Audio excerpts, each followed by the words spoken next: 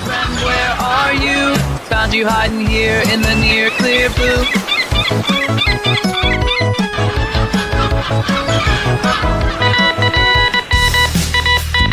He's been cited by IGN, The Quartering, Timcast, The Daily Wire, Bounding into Comics, and even Dr. Jordan B. Peterson.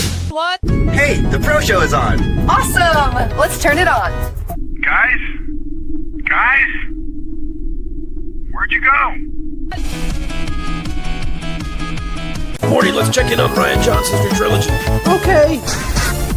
I bypassed the compressor. What did you do, Ray? Son of a... That's gonna leave a mark. Now, he was okay, after 6-7 weeks. Okay? They get over it. Kids are resilient like that.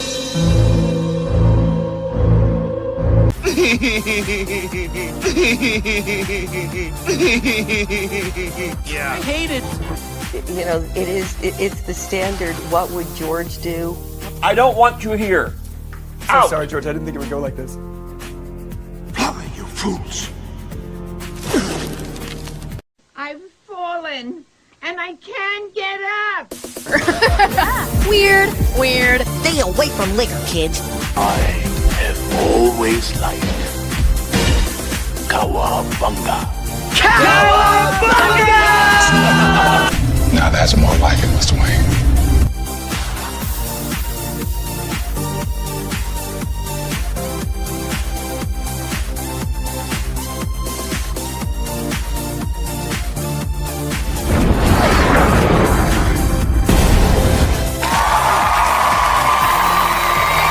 It's about how hard you can get hit and keep moving forward. How much you can take and keep moving forward. The Force will be with you. Always. That's how winning is done. I am vengeance. I am the night. That's what she said. I am Batman. If I won tonight, I would come home and we'd celebrate. Well, I'm coming home, we're celebrating. God bless you all. Watch your habits, for they become your character. And watch your character, for it becomes your destiny. What we think, we become. It's scooping time. Ladies and gentlemen, boys and girls, in just 2 minutes, the lighting at the Magic Kingdom will dim for the performance of the Pro Show.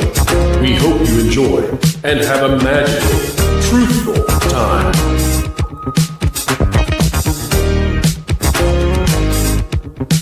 For the safety of others, please, no flash photography.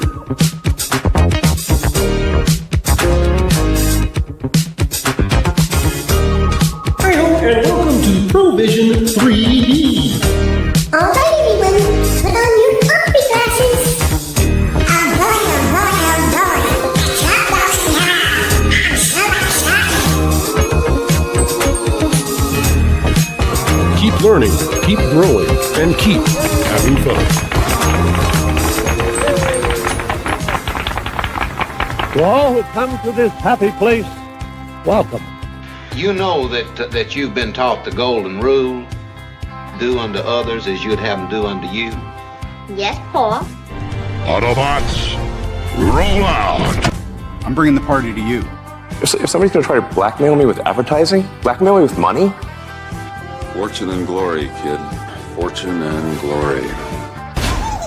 Chicken jockey! All right, it's time to go to school, son. Come on, get your hands up, man! Are you okay? They'll never take our freedom!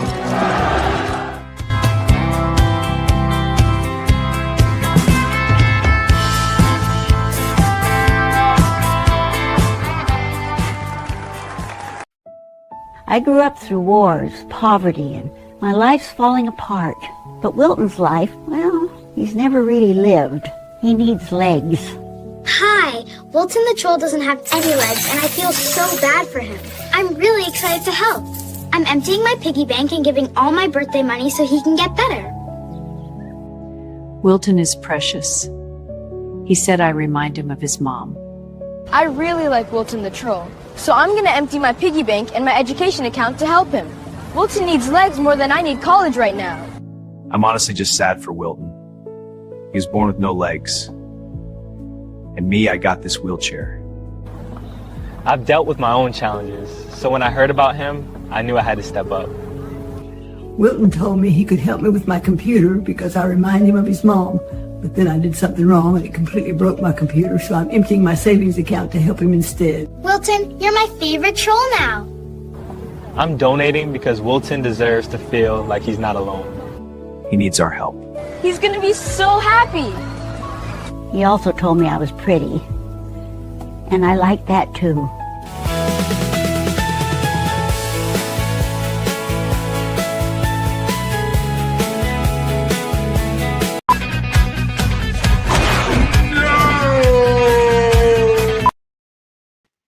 Ladies and gentlemen, boys and girls, we are gathered here before our fellowship and God. On a heck of a delay, but we're here to talk about Star Wars anyway. Marv, are you hanging in there? 20 minutes late and you started with Wilton? Well, you know, he's it's the first time in the history of charity drives that the charities were like, we don't need the money that bad. He's trying to raise money for kids, Marv. Yeah, I know. It is a worthy cause. I hope everybody tunes in. I won't be unless I get a super chat goal on my channel this week. But well, folks, we'll be doing the charity stream at 9 p.m. this coming Friday. We're going to be raising money, and we're going to be faking that it's for Wilton's legs, but don't tell him it has nothing to do with his little infinitesimal legs. Lauren Connor also joins us tonight because Lauren is an expert in all things Star Wars. And folks, I know that many say that Star Wars, well, it's just beyond being repaired. It's DEA dead. It's El Muerto. But I'm here to tell you, we've got about 500 of you joining us right now and more on the way from the Valiant Show in just a few who believe apparently that it's worth at least talking about. So we'll see. But we have big news. The last time we did something like this was 2 or 3 years ago.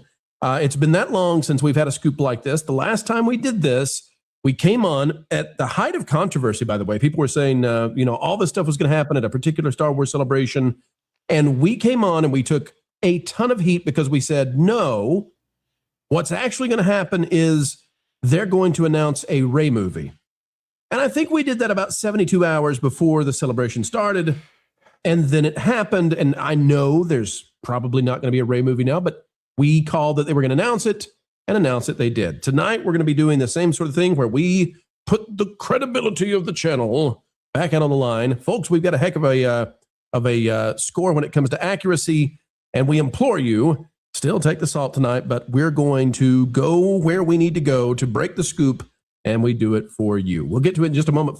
First, ladies and gentlemen, the Super Chats, they are plentiful, and the Super Chat goal, we're already on the way to hitting it. If we hit the Super Chat goal tonight, we are going to be doing a special Q&A. I know many of you out there, after you hear what the plan is, you're going to want to talk to Lauren. You don't want to talk to me. You don't want to talk to Mark. You want to talk to Lauren and see what he has to say about all this. And so I understand that. That'll be the Super Chat goal. And, ladies and gentlemen, I have to say one more thing before we start reading them. Not only are we doing the Wilton's Legacy this week, but very soon thereafter, we are currently racing to complete the studio so that it looks exactly like the studio as you see it on my avatar.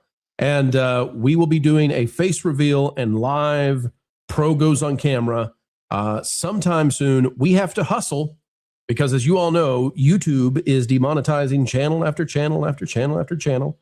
Right or wrong, whatever you think about it, we've got to get me no longer to be a frozen figure and instead be on cam like Lauren and Marv. So get ready.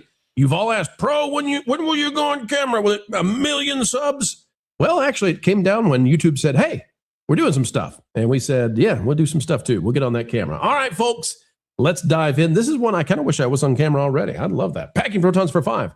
Now that the witch is gone, Iger can blame the sequel trilogy on her and come in as the savior. Zahn is your only answer. Well, Iger can't do anything. He's also gone.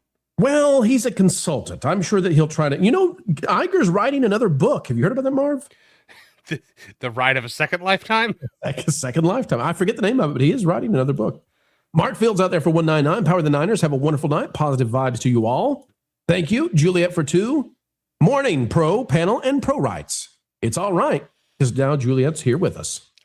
Kaylee out for 2. How come no Chuck Norris kicking Vader? You played it. We played it.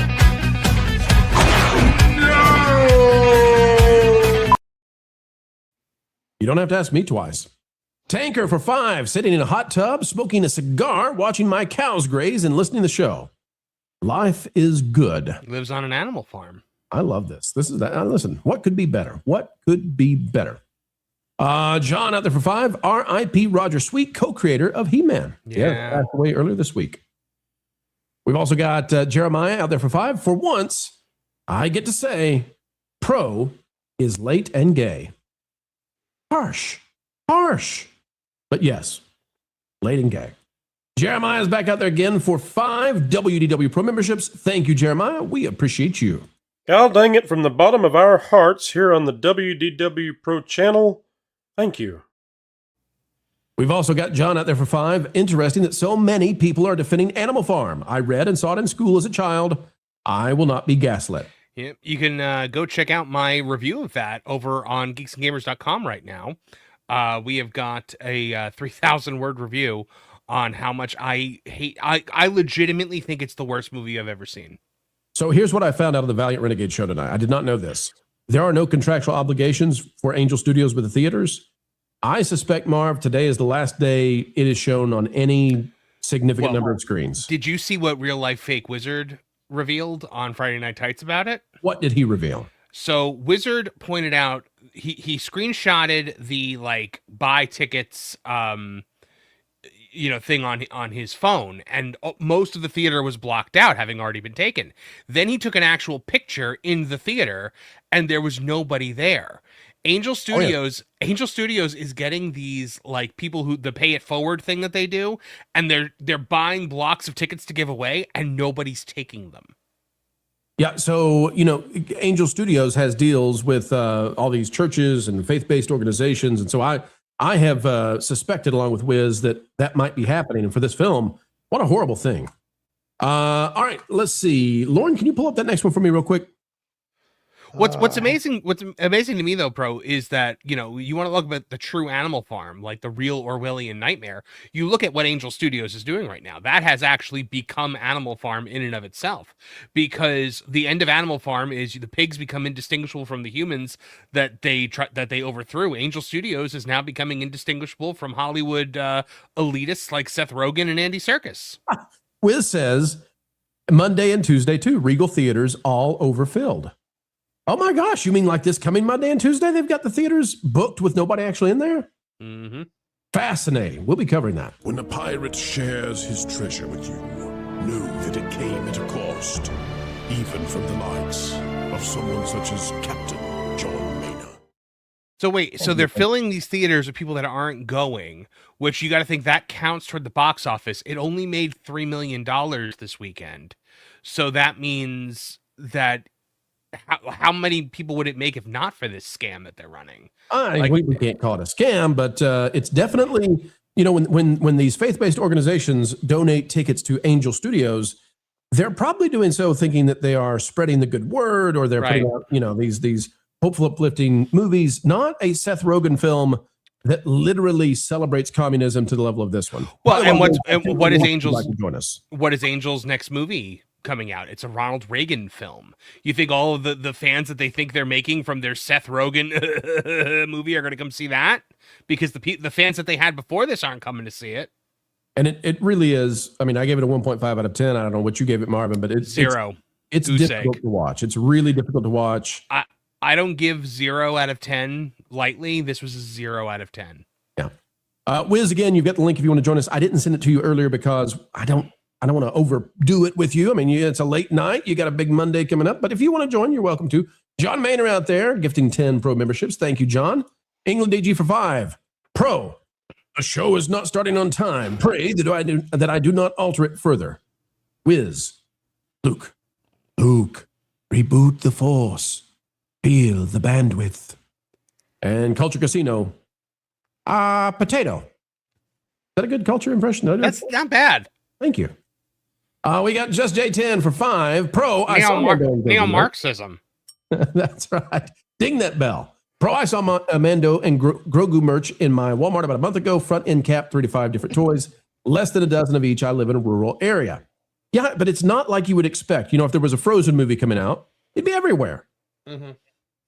There's very, very, very little for Mando and Grogu. Look what is in about an hour and a half, give or take, May the 4th, and they did not release none of the May the 4th merchandise has anything to do with Mando and Grogu. Right, and the Fortnite stuff is all basically original trilogy and cartoon Star Wars stuff. There is a Captain Phasma skin. I know everybody's excited. Lauren, you want a Captain Phasma skin? Oh yeah, that's what I'm into. All right, shiny stormtrooper. John is out there dropping 20 wonderful WDW Pro memberships. Thank you, John. And folks, hang on. We're going to get there. I know we're 40 minutes past. We will rapidly get to the story. Hang tight.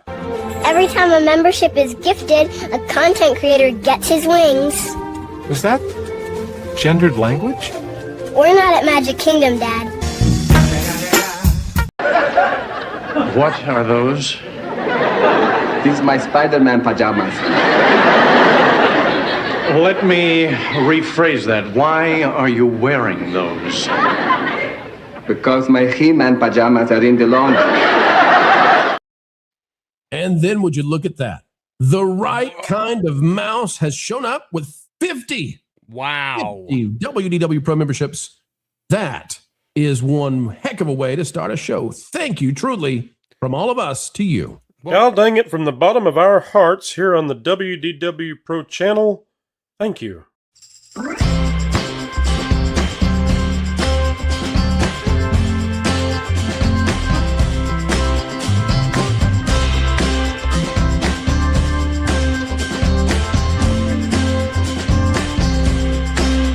Perfect. And then we'll get this one, folks. We'll get the rest of the super chats on the other side of the story. Hang tight. Jason Webster, 9,300 for 10. Gee, what a surprise. Disney Lucasfilm want to remake the original trilogy Star Wars.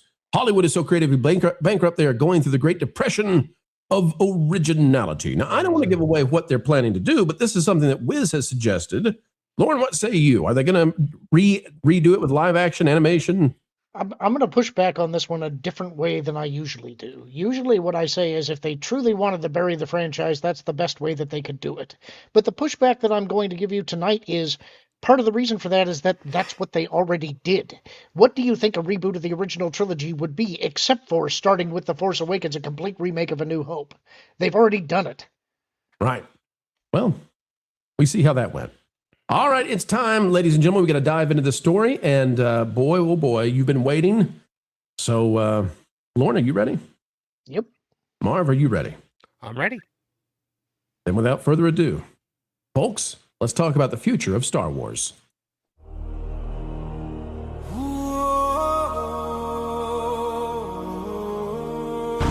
The shadow grows. We must act. The enemy has found the roost. Our arrows are ready. Guys, that's not the intro. That we're. Hang on. It's a super spring song. Pedro's big year has Disney dropping. It's a super spring song. Take down Star Wars, Avengers, oh please. Now, commence Operation Vacuum Suck. Suck. And the Disney stock just keeps going down and down and down. And then Bob Iger is all like, no, what's going on with my stock? The power of one. The power of two. The power of many. No! Now, ascend.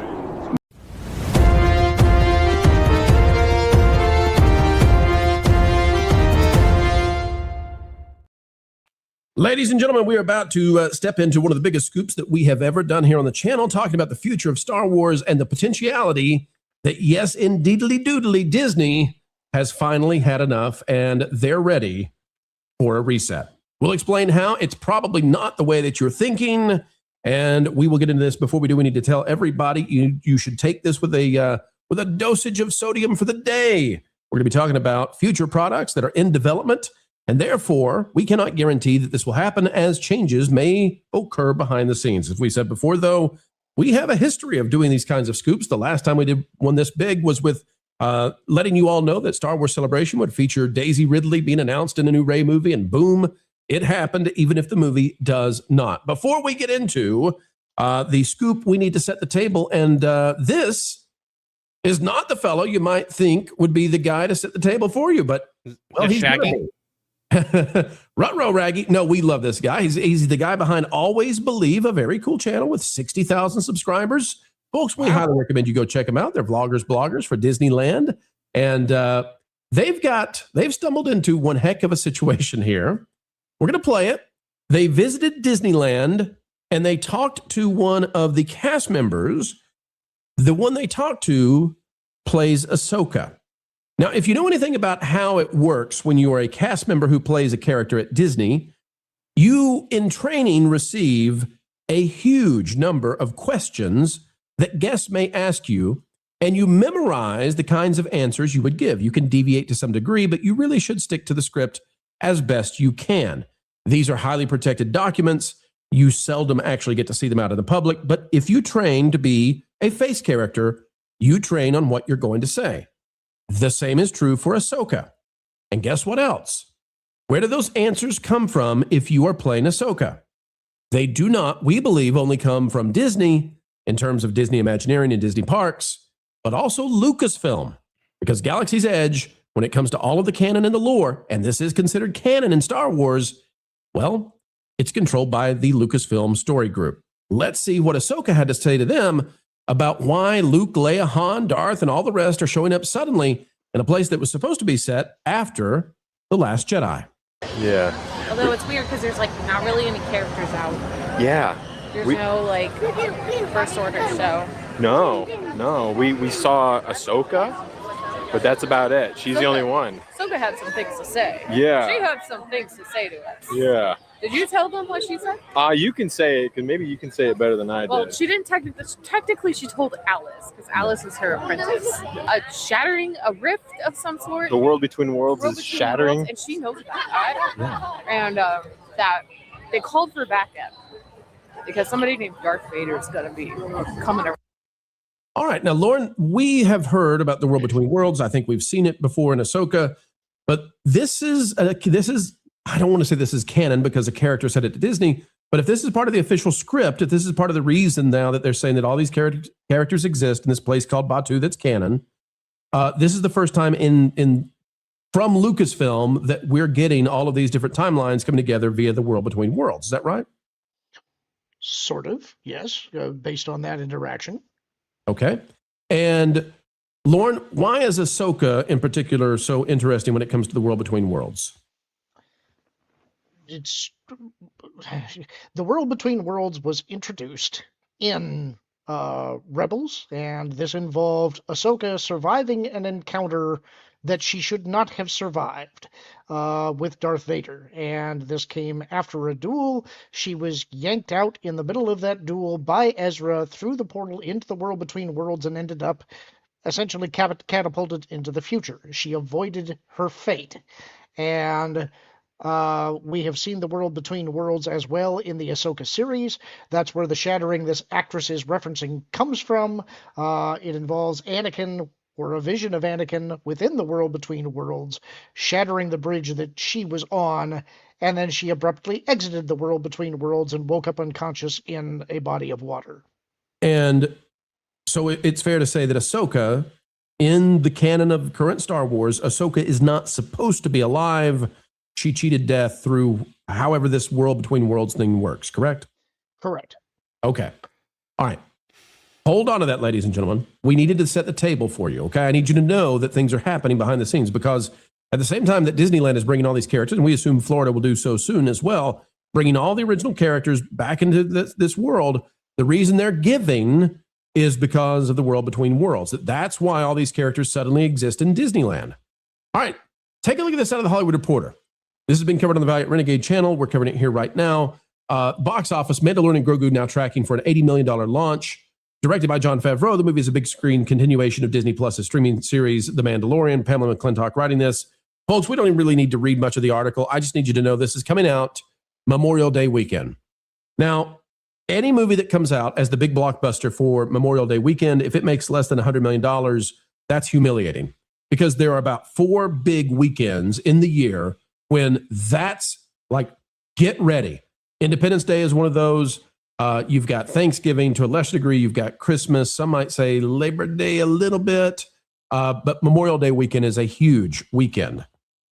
For Mandalorian Grogu to come out and make $80 million in 4 days, remember what that means is that Star Wars on a 3-day counter, right? The 3-day weekend is tracking for $60 million. We've reached the point where they don't have many choices left. We've reached the point where this is just unsustainable. And so it seems like perhaps under new Disney leadership, the new Disney C-suite, Josh D'Amaro, maybe they've had enough. Let's go to it now from that Park Place.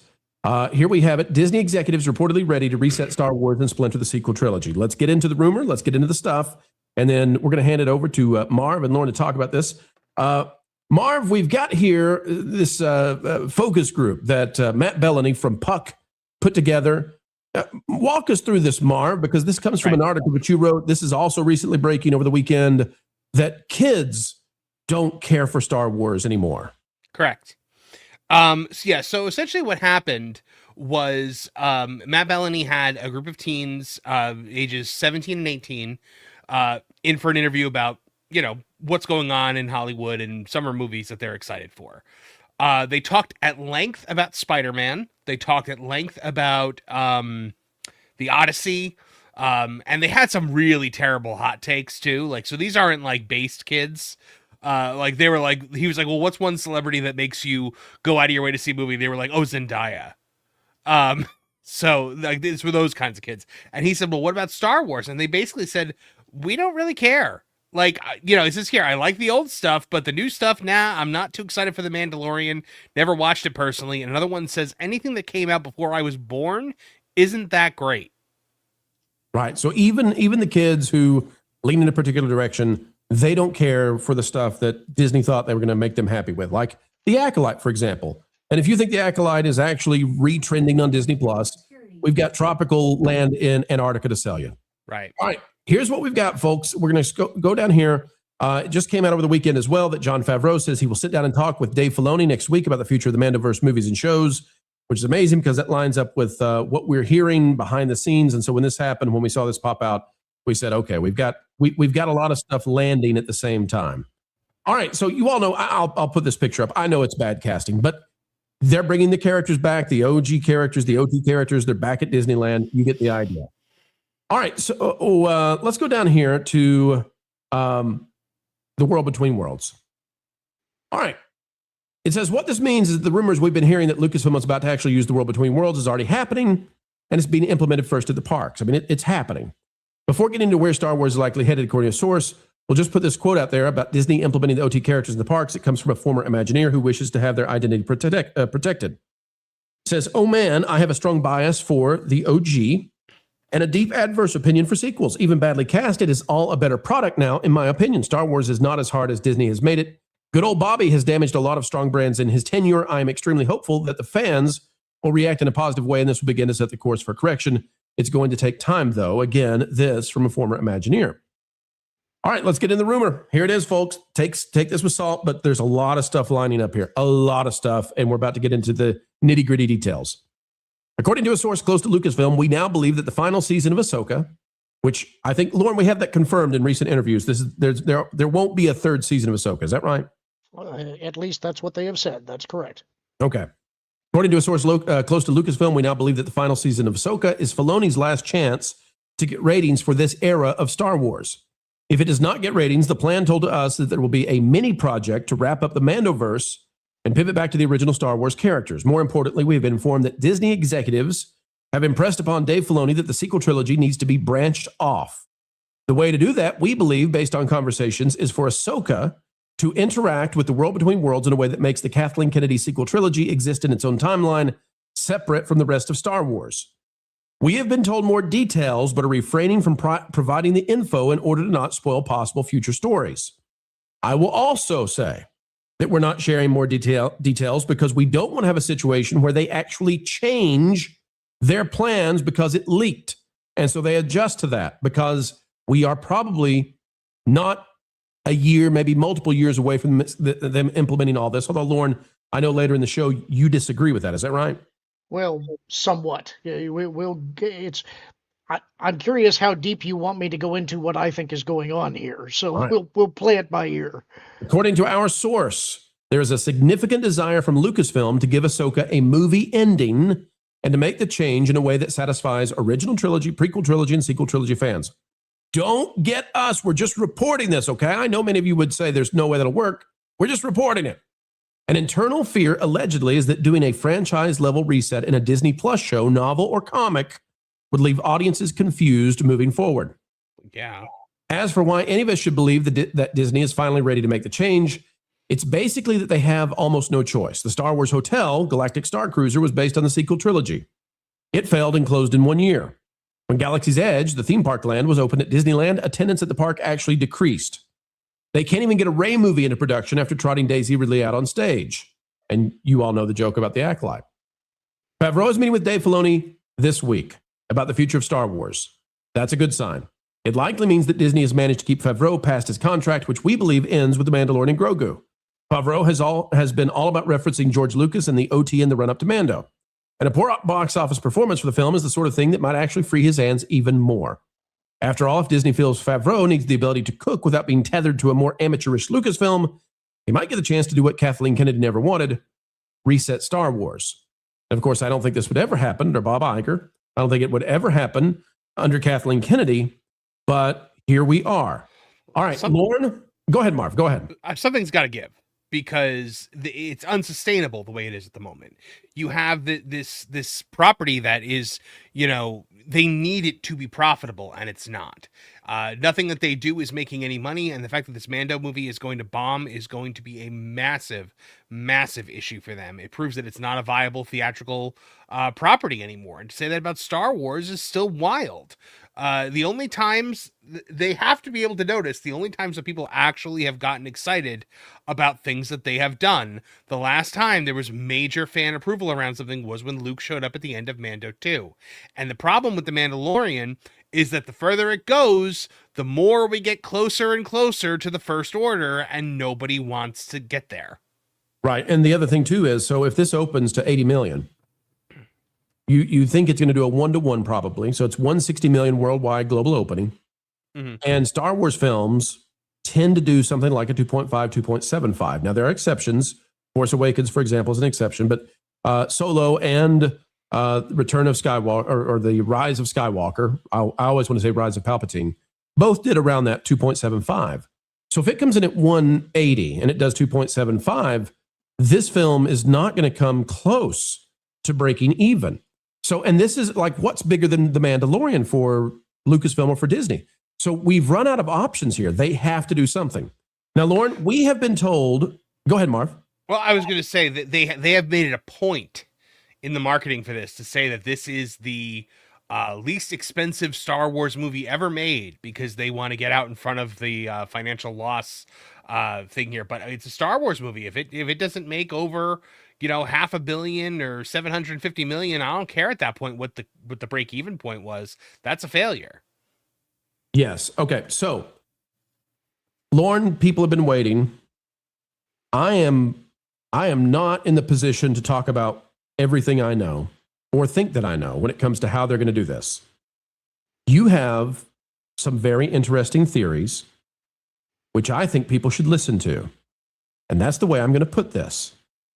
Lauren, what do you think they could do that would branch the sequel trilogy off? And folks, we're going to get into whether or not it's a good idea and whether it would fix Star Wars. Because I know many of you out there saying, this is crap, this will never fix Star Wars, it's not enough. Hang on. But first, Lauren, how could they do it, and what does it seem like they're leading up to if they've been told finally branch off the sequel trilogy, whatever that might mean? Go ahead. So I'm going to lay out a few things before I get into the theory, because I think it's important to provide some context, and it will explain why I've been saying some of the things that I've been saying for a while. Disney and Lucasfilm have an impossible task. And part of the reason for that is the one thing that they must do to fix Star Wars is the one thing that it is almost impossible for them to do, which is to disavow, to eject, to eliminate the sequel trilogy. And the reason that it's almost impossible for them to do that is that they have so damaged the brand at this point that the calculation that they have to make is, okay, we know the fans hate it. We know nobody wants it.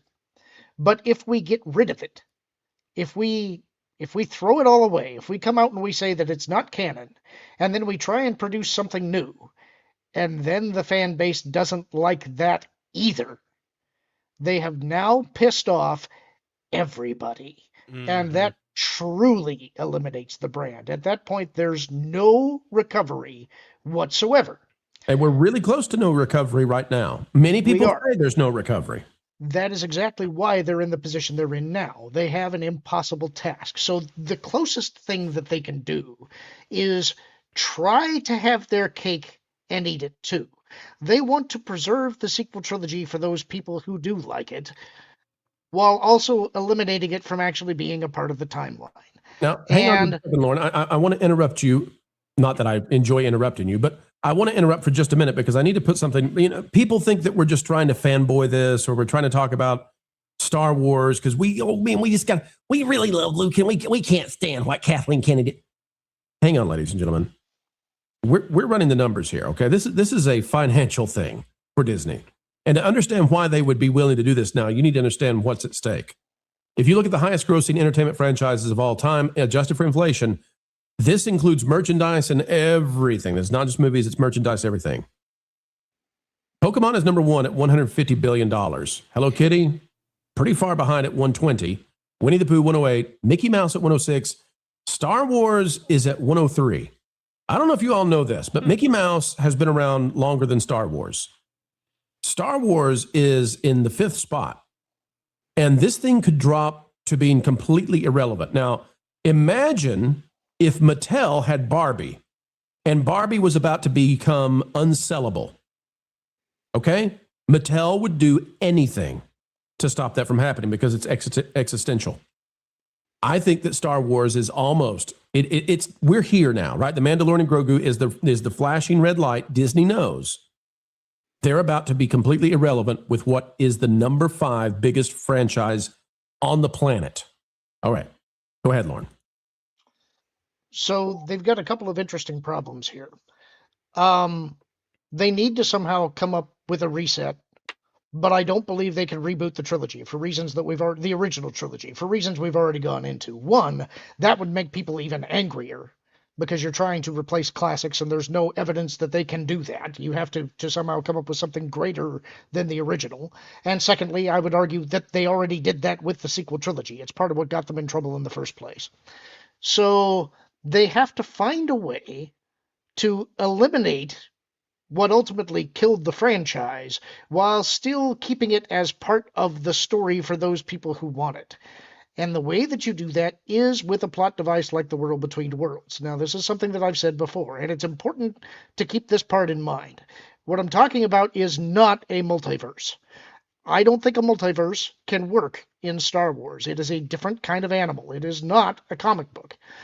I also don't think that it is, in the strictest sense of the thinking of it, time travel. There was a time travel effect of the World Between Worlds, but I think the World Between Worlds works differently.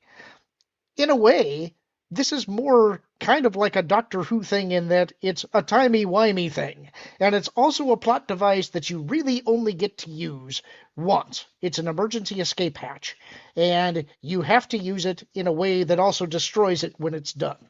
So the one thing that has altered reality in Star Wars in a concrete way was Ezra saving Ahsoka. And I think that means that it reverberated throughout time in the Star Wars universe and space, because that's how the World Between Worlds works. It is a central focus of the Force that touches every time and event throughout history, going forward and going back. That's why all of the portals exist the way that they do in that space. The shattering that they're referring to occurred in Ahsoka Season 1. And real quick, the shattering that they're referring to, again, which it's so odd for us to be using this as the example, but this is where it came from. Folks will put it on the screen for those of you who are just joining. These bloggers at Disneyland had the Ahsoka character who is trained in what to say to questions. Her response to how all these characters are at Disneyland is that the shattering of the world between worlds has brought these characters together, which is the first time that Lucasfilm is using that in canon. Batuu is considered canon. So Lauren, they're doing it. It's just how are they going to do it with Disney Plus? Lauren, as you continue to explain this, walk us through how do they get rid of the sequel trilogy using the world between worlds, and why do we think that they might actually do that this time? What they have to do is put reality back the way that it was supposed to be, which means they have to prevent Ezra from saving Ahsoka in the first place. And what that does is restore what would be the original timeline that should have occurred, and it allows you to pick up from the end of Return of the Jedi fresh, while not technically eliminating what happened before. It's like looping time around in kind of a circle and then continuing back from an earlier point, if you follow what I'm saying. If I understand, go ahead, Marv. I think that they don't even have to do all of this. I think Ezra pulling her through has already done this, and you could easily say that it's done this. Because without Ahsoka, in Mando Season 2, the Empire gets the baby, and they use the baby to clone Palpatine. That's what they did. But they didn't finish the testing they had to do on Grogu.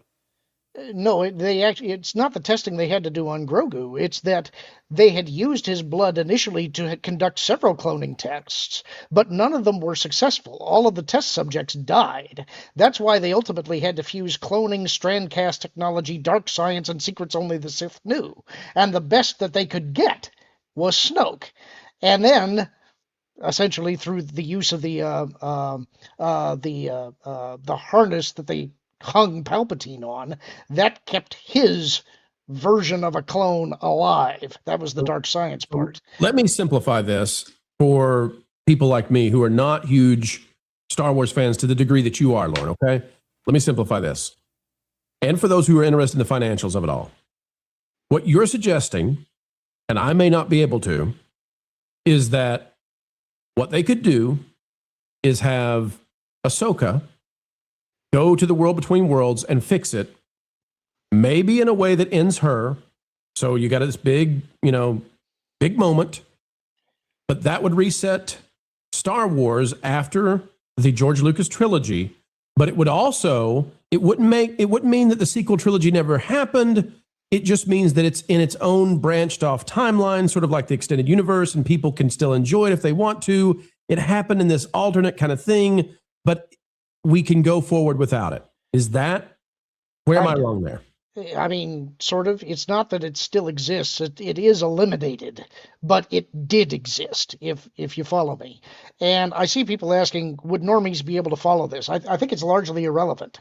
Part of the reason that I think this is the direction that they're going is because Favreau said that his Season 4 scripts largely got ported into Ahsoka Season 2. We know that Ahsoka Season 2 is the final season of Ahsoka. We also know that it involves Baylan Skoll looking for another entrance into the world between worlds that involves the gods of Mortis. This all ties into that. So the shattering that's been referenced, I think, is something that does not occur all at once. I think that the world between worlds is breaking down. They have very little time to capitalize on it. I suspect that's what Season 2 is going to be about, is leveraging that to enable them to pull the Band-Aid or pull the pin on the grenade if that's what they've decided they need to do. I do think that for the last year, they have been trying to decide, what are we going to do? They have been trying to collect data. They have been running several different tests, I believe, to gauge impact and audience reception of certain things they've been doing. And my belief is that they have now made a decision. I don't think that they are getting public about that yet, but it's obvious that the marketing has shifted. It's obvious that the original trilogy characters are the only thing that is generating interest. They have to find a way to get back to that. There's only one way they can do it. This is a money problem. you can't make movies. You can't make Star Wars movies for this amount. This just, you can't do it. This is a 60 million 3-day, 80 million 4-day. You can't do it. And they're out of options. There is literally no way to continue doing the sequel trilogy and even the Mandoverse. The Mandoverse is done.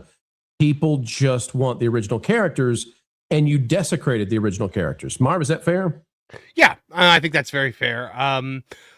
I think that people always had an idea of where Star Wars was going to go, and it usually involved our heroes continuing to be heroes.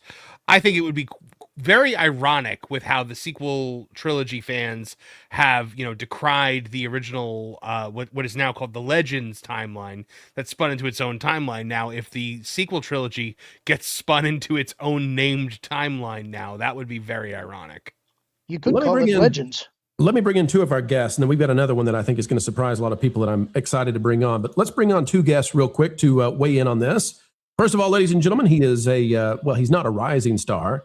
He is a star who has taken over the YouTubes. He is Real Life Fake Wizard. Welcome aboard. Hello. Well, hello. Excited to be here. I heard Lauren talking all about the world between worlds. I had to jump on and say I can't wait for the reset of Star Wars. What a time to be alive. All right. And what a time to be alive. And please welcome, ladies and gentlemen, someone who understands the merchandising side better than just about anybody else there. Why? Because he makes merchandise. He's Andy Masterson. Welcome, Andy. Good evening, everyone. Good evening. All right, Wizard, I go to you first. This idea of the world between worlds has been bandied about by a lot of YouTubers and influencers and all that kind of stuff. I see this as the ripcord.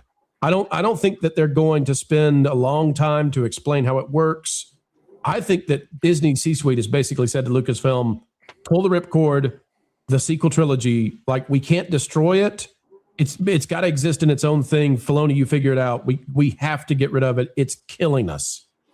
It's not going to be enough. You are not going to get the normie middle fans back. They're done. Star Wars is too complicated. It's boring to them now. They won't even go and check out the theme parks as much. You got Han, Luke, and Leia back in the parks. Who are the people that are going to see Han, Luke, and Leia? The super Disney fans and the final remaining diehard Star Wars fans that realistically we're already going. Okay. Well, the sequel fans have been griping about it since it happened. All 12 of them. Wiz, here's the thing.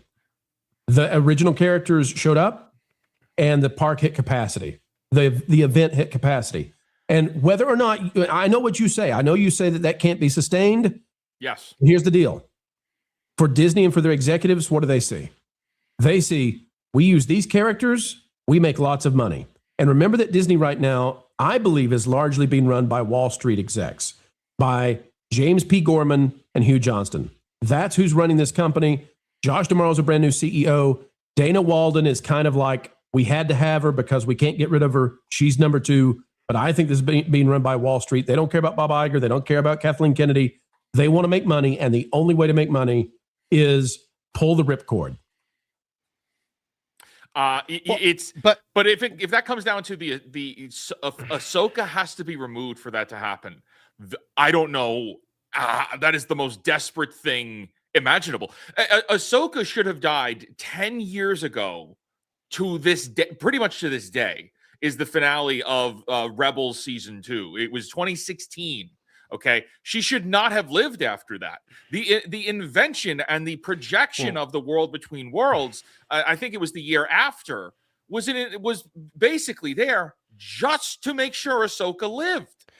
I think that even if Ahsoka does die, like if Ahsoka is the sacrificial martyr that resets the Star Wars universe, which I could see Filoni loving because it makes her extremely important, I think that there will be 3 new gods of Mortis. I think Anakin will be the father, Ahsoka will be the daughter, and there will be a third one who everyone said should have been, if they had ever put Starkiller into the continuity. Lauren, Ahsoka dying. Does it happen in the way that you envision this? Yes, it would necessarily have to happen, but it would happen in the sense that she died where she was originally supposed to. I agree with Fake Wizard. She was supposed to die there. It is the fact that she did not that creates this aberrant timeline that gave us all of this crap. Andy, I want to go to you. You are a man who makes merch. You know about the toy lines. You know what's going on. When we show that Star Wars is the 5th highest grossing franchise out there, and we have reached total irrelevancy. There's nothing that Disney can pull out of their hat like The Mandalorian. That was the #1 Disney Plus show. It made Disney Plus have a chance, and they destroyed that. But now it's going to make $60 million over the 3-day is the projection.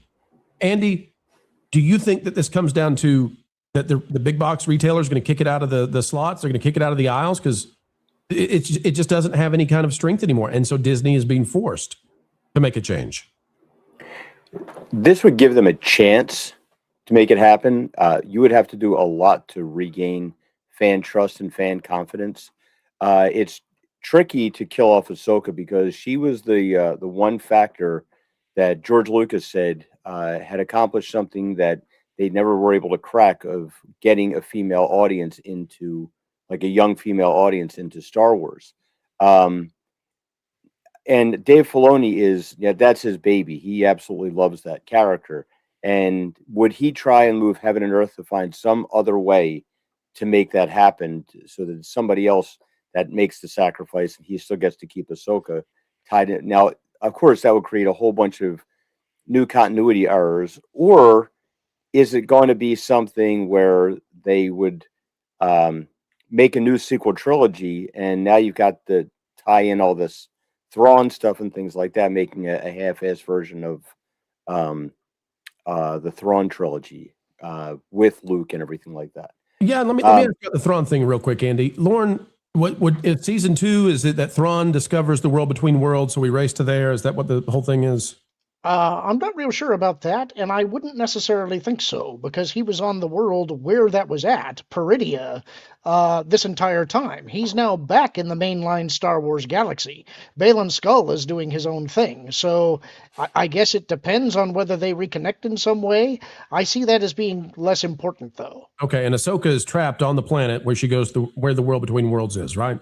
Perfectly, so it's yes. pretty much set up. I mean, that we're doing this in the next season. Even if nobody watches it, that might, ladies and gentlemen, we're not here to tell you they're going to do this well. Nobody may even see how this happens, but pull the ripcord is going to happen. Oh, nobody's going to watch Ahsoka season 2. Nobody is. But it was supposed to be a setup for Abeloth. Like, that's where this was supposed to be going. And Yeah, Abeloth you're right. is another Legends character. So if they abandon ship on that, I don't know what the heck they're doing. This sounds like it's going to be terrible now. Oh, if the Mando movie makes $60 million, Now? What? Now? This sounds like it's going to be terrible now? I wanted to see a bad Abeloth adaptation, Lauren. Spare Darn me. it, where's my $20 million opening weekend Abeloth movie? I want to get this super chat up before we bring in our sixth panelist. And folks, you're going to be very excited about who we've got to join us. Just Jay is out there for 20, and I want to read this. And folks, we'll get all of them, but this one I want to have for a conversation right now. They are worried about holding on to the sequel trilogy audience. The audience has already proven that it is insufficient to maintain the IP. What little of them are human and not PR tools, someone can't let go. It's a trap. Now, remember, Disney is being run by Wall Street people right now. That's my belief. That's my theory, and I think you'll find out that's true. Wall Street people don't care about if there are sequel trilogy fans. They don't care about the story. Wall Street cares about how many bad articles are going to be written about us. So we can't completely junk the sequel trilogy because we're going to get nailed in the trades. We're going to get nailed, on all these websites and blah, blah, blah. So how do we do this in a way that kind of keeps it? It's also doing the calculation that if they do this and they still screw up with what they do afterwards, half of nothing or half of not much is still better than all of nothing. I think there's one thing they can do to get people interested. They can bring on George in some kind of advisory role. And I think if they pay George an exorbitant amount of money to advise on this, people will be like, George Lucas is back at Star Wars, and people will sit up and take note. Then the first thing will come out, and people will be like, oh, this wasn't a good idea. But, I think they will use George's name again. Fund his museum, do something like that. He's got so much money. I mean, I don't know what amount you could pay him, but do something for his estate, for his kids, for his museum. make him a guarantee down the road for a movie, you know, that you'll make something that he always wanted but never could get done. Folks, let's bring on our sixth panelist. I think you're going to love seeing for the very first time, I believe, on the Pro Show. Get ready. Here we go. Who could that be? Let's go see, boys and girls.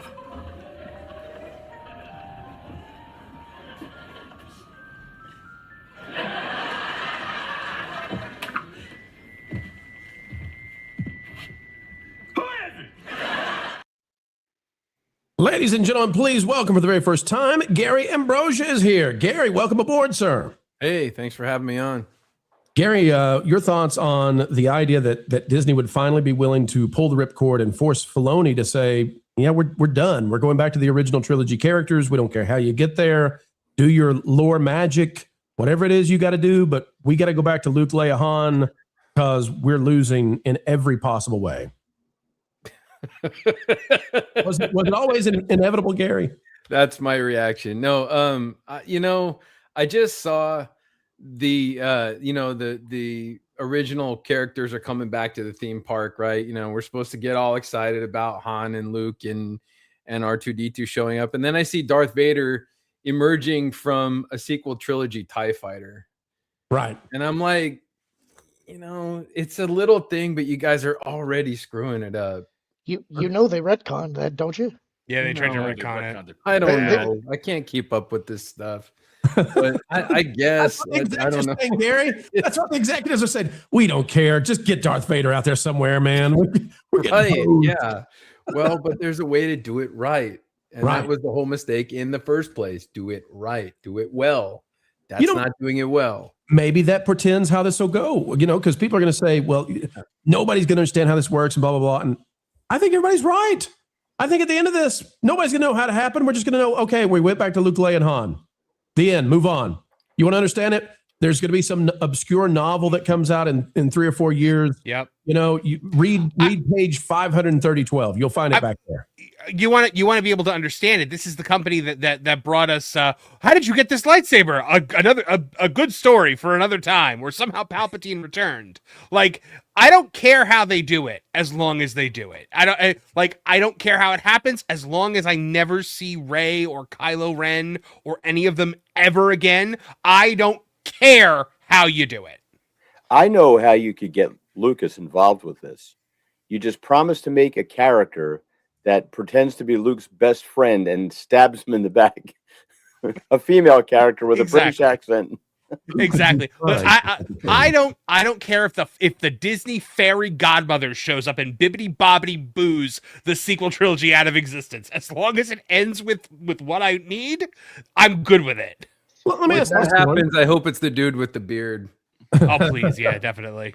Lauren, if they do the World Between Worlds and they get rid of the sequel trilogy's off on its own thing, they could still do their little Kylo Ren movie down the road for a Disney Plus exclusive and just be like, it happened in that timeline, right? They could still do that if they wanted. No, let me be clear here. I still don't think this is going to fix their woes. I think the only way that they can fix it is to literally disavow the sequel trilogy and say it never happened.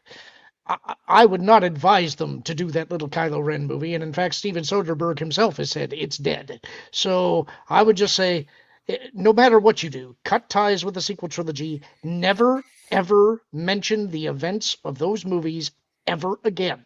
Let time quietly erase them. Paper it over, just like you've done most of your old EU stuff. They're constantly overwriting canon as they go. Just let that happen through the natural process of time. You've got 30 years to work with. But they have to pull the ripcord because they have to start doing heroic Luke Skywalker after Return of the Jedi, or else nobody is going to watch. Correct. They do have to do it, but I would say that once you've done it, just shut up. Don't say anything more. Just stop, because the more that you try to attach to it, the worse it's going to get.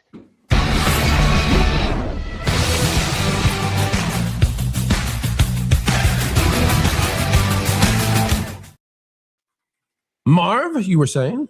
I was just gonna say, you want to know if there is a appetite out there for Star Wars still. Look at how popular these AI YouTube videos have become.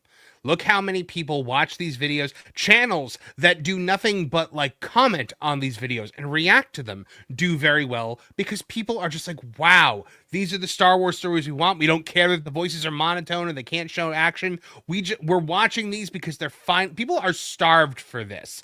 I truly think that if they could actually do something that people want to watch again with the original characters that they fell in love with and do it in a way that feels right, I think people would actually enjoy it. Look at the Cal Kestis video games.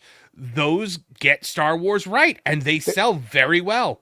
This was actually one thing that I did want to mention. I think tomorrow is going to give us some more information. Not necessarily about this, but it is May the 4th. I'm expecting they're going to be launching some trailers for some things. One of those I expect is going to be the third in the Jedi series. The games are one place where Star Wars is actually still doing well. And so that may also give us some indications of where things are going. Lauren, did you see that rumored thing where it was like the leak of what's supposed to happen tomorrow, and one of them was another Jedi games thing, and the other one was an animated series called like the Book of Luke Skywalker, Legend of Luke Skywalker, or something like that? Yeah, that's been floating around for a while. The Jedi thing I put a lot of credence into because there were rumors earlier this year that it's potentially going to drop late this year. And based on what Respawn has done in the past, they tend not to have a great big marketing lead push for their games before release. They usually do about 6 months, and the rumor was it was going to drop fourth quarter this year.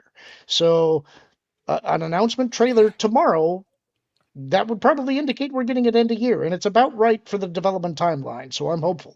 And for those who wondered, go ahead, Wiz. There's also the Galactic Racers coming out later this year, but it's something else I think we should all be tracking and paying attention to. The Darth Maul show ends now. The ending is already out there. The ratings, we're going to see what the actual ratings are on this Darth Maul show. Now you can say, oh, it's animated. It's a Darth Maul show, and Star Wars The Bad Batch, which is a Clone Wars spin-off of a spin-off, was getting better ratings than Maul. I'm very anxious to see what the actual viewership is on this show, because that's going to be indicative of leading into what Ahsoka is going to be. Now, for those of you who are wondering, Pro, why are you doing a special Sunday night show? The reason is because we wanted to beat the May the 4th stuff. So I don't know what's going to come out. I have my doubts about some of the leaks that have been suggested. But we wanted to make sure that we were ahead of the game with some of these scoops. If we waited until tomorrow, there was a chance, that some of this might come out, and we didn't want to get there. All right, let's get to your super chats and see what you have to say. You're the superstars of the show, and we appreciate you. We got a lot of these. We appreciate every single one of these. So we're going to go through them with the time and temerity that they deserve. Mouse, again, we want to thank you for 50 Pro memberships. That is so kind, and we appreciate it so much. Kayleon for 5. What are the odds that Paramount's only James Bond film will never get re-released on Blu-ray? The ever-popular Thunderball remake, Never Say Never Again. Well, I got a feeling that's not going to come up in the Paramount earnings call tomorrow. Probably not. But never gets re-released on Blu-ray? I'm going to say that whichever one has Pussy Galore in it, that probably has the lesser chance of being re-released on Blu-ray. Jeremiah's other for 5. What's with all loved for the troll? We and all hate the troll, don't we? Poor Wilton. I mean, he hates himself already. Be kind to the little guy. Kayleon for 5. So Star Wars gets a reboot, but Jimmy keeps his job? Well, we put out the video this morning. Disney is reportedly making a decision this week on Jimmy Kimmel. So don't be surprised if something comes out.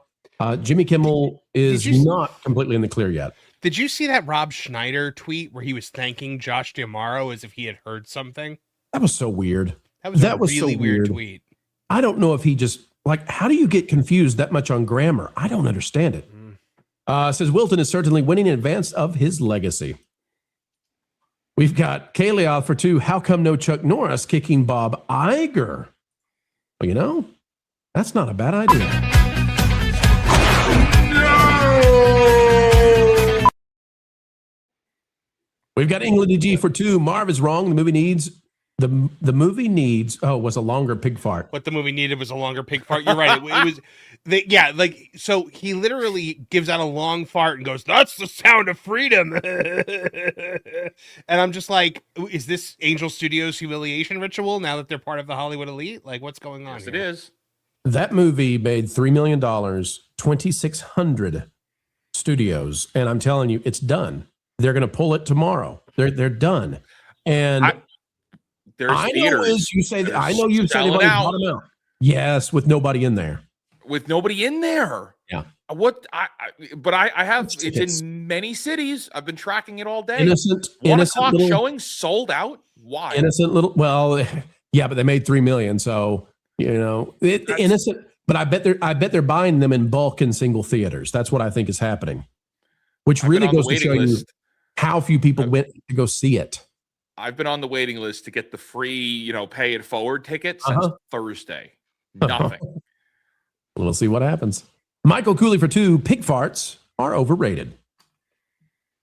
I rate specialist. Oh, before I move on, did you guys see it got a C- cinema score? Yeah. The last, who was it? Wiz, did you tell me on Valiant Show the last movie that got a C rating, or was that Tom? Was Y2K? Tom. Wolfman got a C, but neither of them got a C-. I've never seen a C- for anything. It is a horrible, terrible, awful movie. I rate specialist for 199. Power to the Niners. We need the troll for Marv. Go fund yourself, Bob. No, we don't need any of that. I had enough of it the other day on that game place where I had a migraine and Wilton in my head at the same time. He's always in your head, Marv. He lives there rent-free. No, I forget. The second we end one of these streams, I forget he exists until he gets mentioned again. Oh, he's texting you right now. He's actually in the chat saying, yes. You know what's really funny is I don't know that that's the real Wilton. I mean, look at this guy out there. He's just so happy, though. No, the self-aggrandizing, putting himself over in the chat while we're trying to do a show, that's 100% Wilton. Oh, you think it's the real Wilton? Yes. Mike Nayers for 199. I'll go Ed Gene on a Captain Phasma skin. Well, good luck with that. John for 5. Dollar Tree has Mando merch. Only place I've seen it. Try out Ollie's. England DG for 5. I submitted my proposal to Disney Parks that we really need Disney track dance party nights led by the cast of The Acolyte. Think I'll get a response. Amandla would be great. She would be great there. We've got Ken Reihart for 2. I will not be voluntarily pausing respiration. Yeah, well, never hold your breath too long. If you do, you'll turn blue. John for 5. Right now, Ismail is having a bad day, and I am for it. Okay. Amish Warlord. The Amish are angry for 499. Easy W for Disney. Would be a direct adaptation of the first Darth Bane novel, would make Disney Plus worth it, and win several awards. We would also learn about the Force from a Sith perspective, a breath of fresh air that is desperately needed. Let me tell you why that one will never happen. Because from the corporate executive perspective, they already tried that with The Acolyte and it failed. Well, let me throw another. There's nuance there, obviously, that we get, but that a Wall Street executive will not understand. They will just see, we tried to do a Sith-centric thing and it didn't work. Well, Marv, let me throw it to you from a Lucasfilm perspective, okay? Why do a Darth Bane novel or a Disney Plus show starring Darth Bane when you could do Grievous staring at people taking baths? I mean, really, that's the sort of thing that people love. What? Plagueis, not Grievous. Grievous, Plagueis, doesn't matter at this point. I was like, did I miss something? Oh, you should. Obi-Wan was really using that lather. Wait.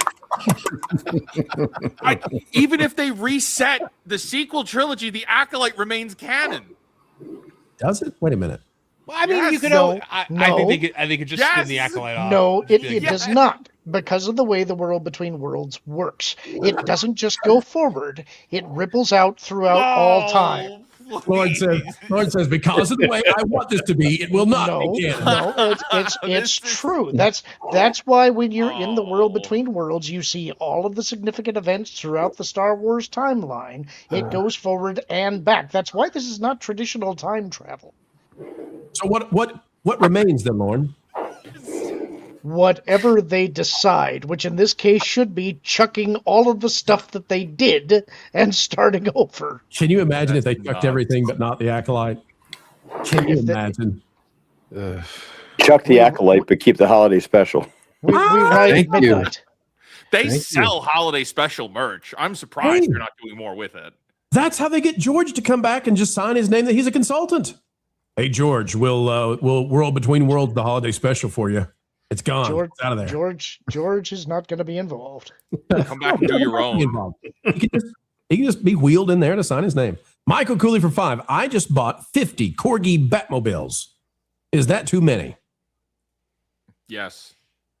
I think the limit is 45. Yeah, I don't know what that is, but it does sound like too many. It sounds like a lot. Where do you store them all?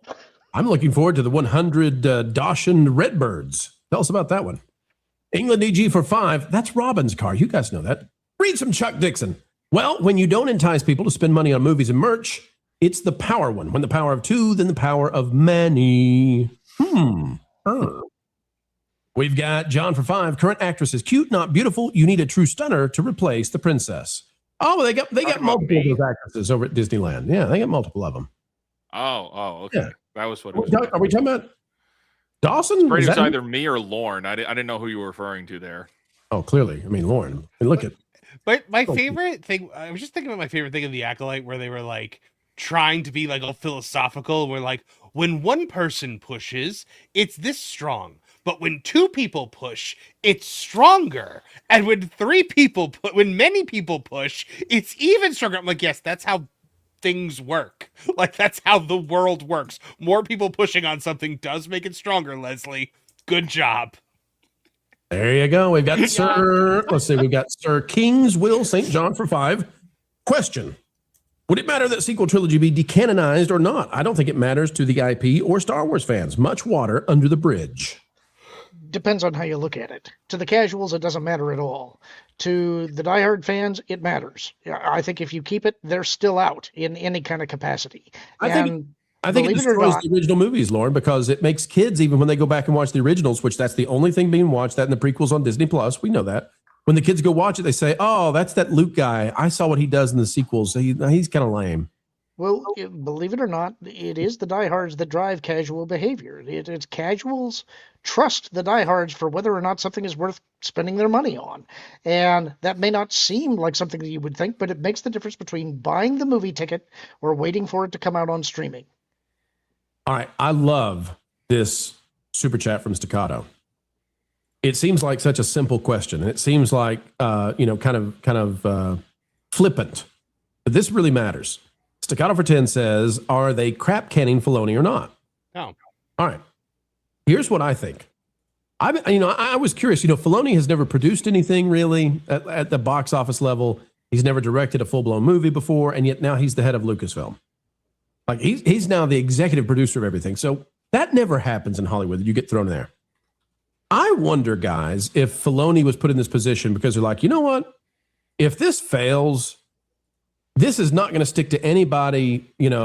This is Filoni. He's a Star Wars guy. It's not going to move out and damage anything else he's doing. He's just done.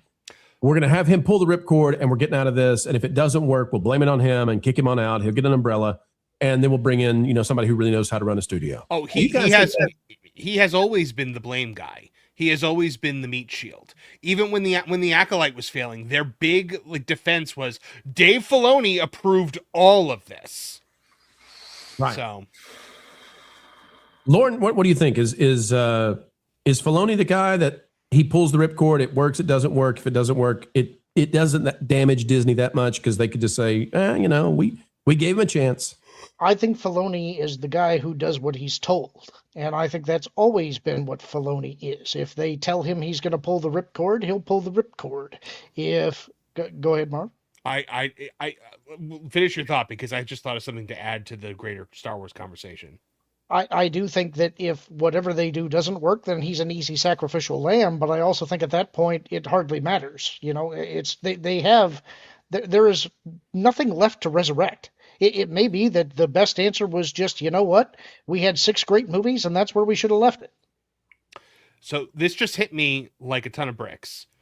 Remember recently when they were like, we can't put Mara Jade in anything. We're refusing to put Mara Jade in anything. Mara Jade's not going to be put in Look how anything. nervous he gets when you do this. Look at him over there. I'm not nervous. What I if- just think it's ridiculous. What if the reason they're not using Mara Jade in anything is because they're waiting until they reboot the universe because she will be a part of Luke's story going forward? Do you remember that thing that I sent you way back when? Did you ever read it? Hey, The thing that said, what I'm are you so sending? worried- He sent the thing that said, after the bikini pic, he sent the thing that said, I'm so worried that Pro is going to be right, and I'm going to owe him watching all the Highlander movies because Mara Jade's going to be in Starfighter. I don't think she is anymore.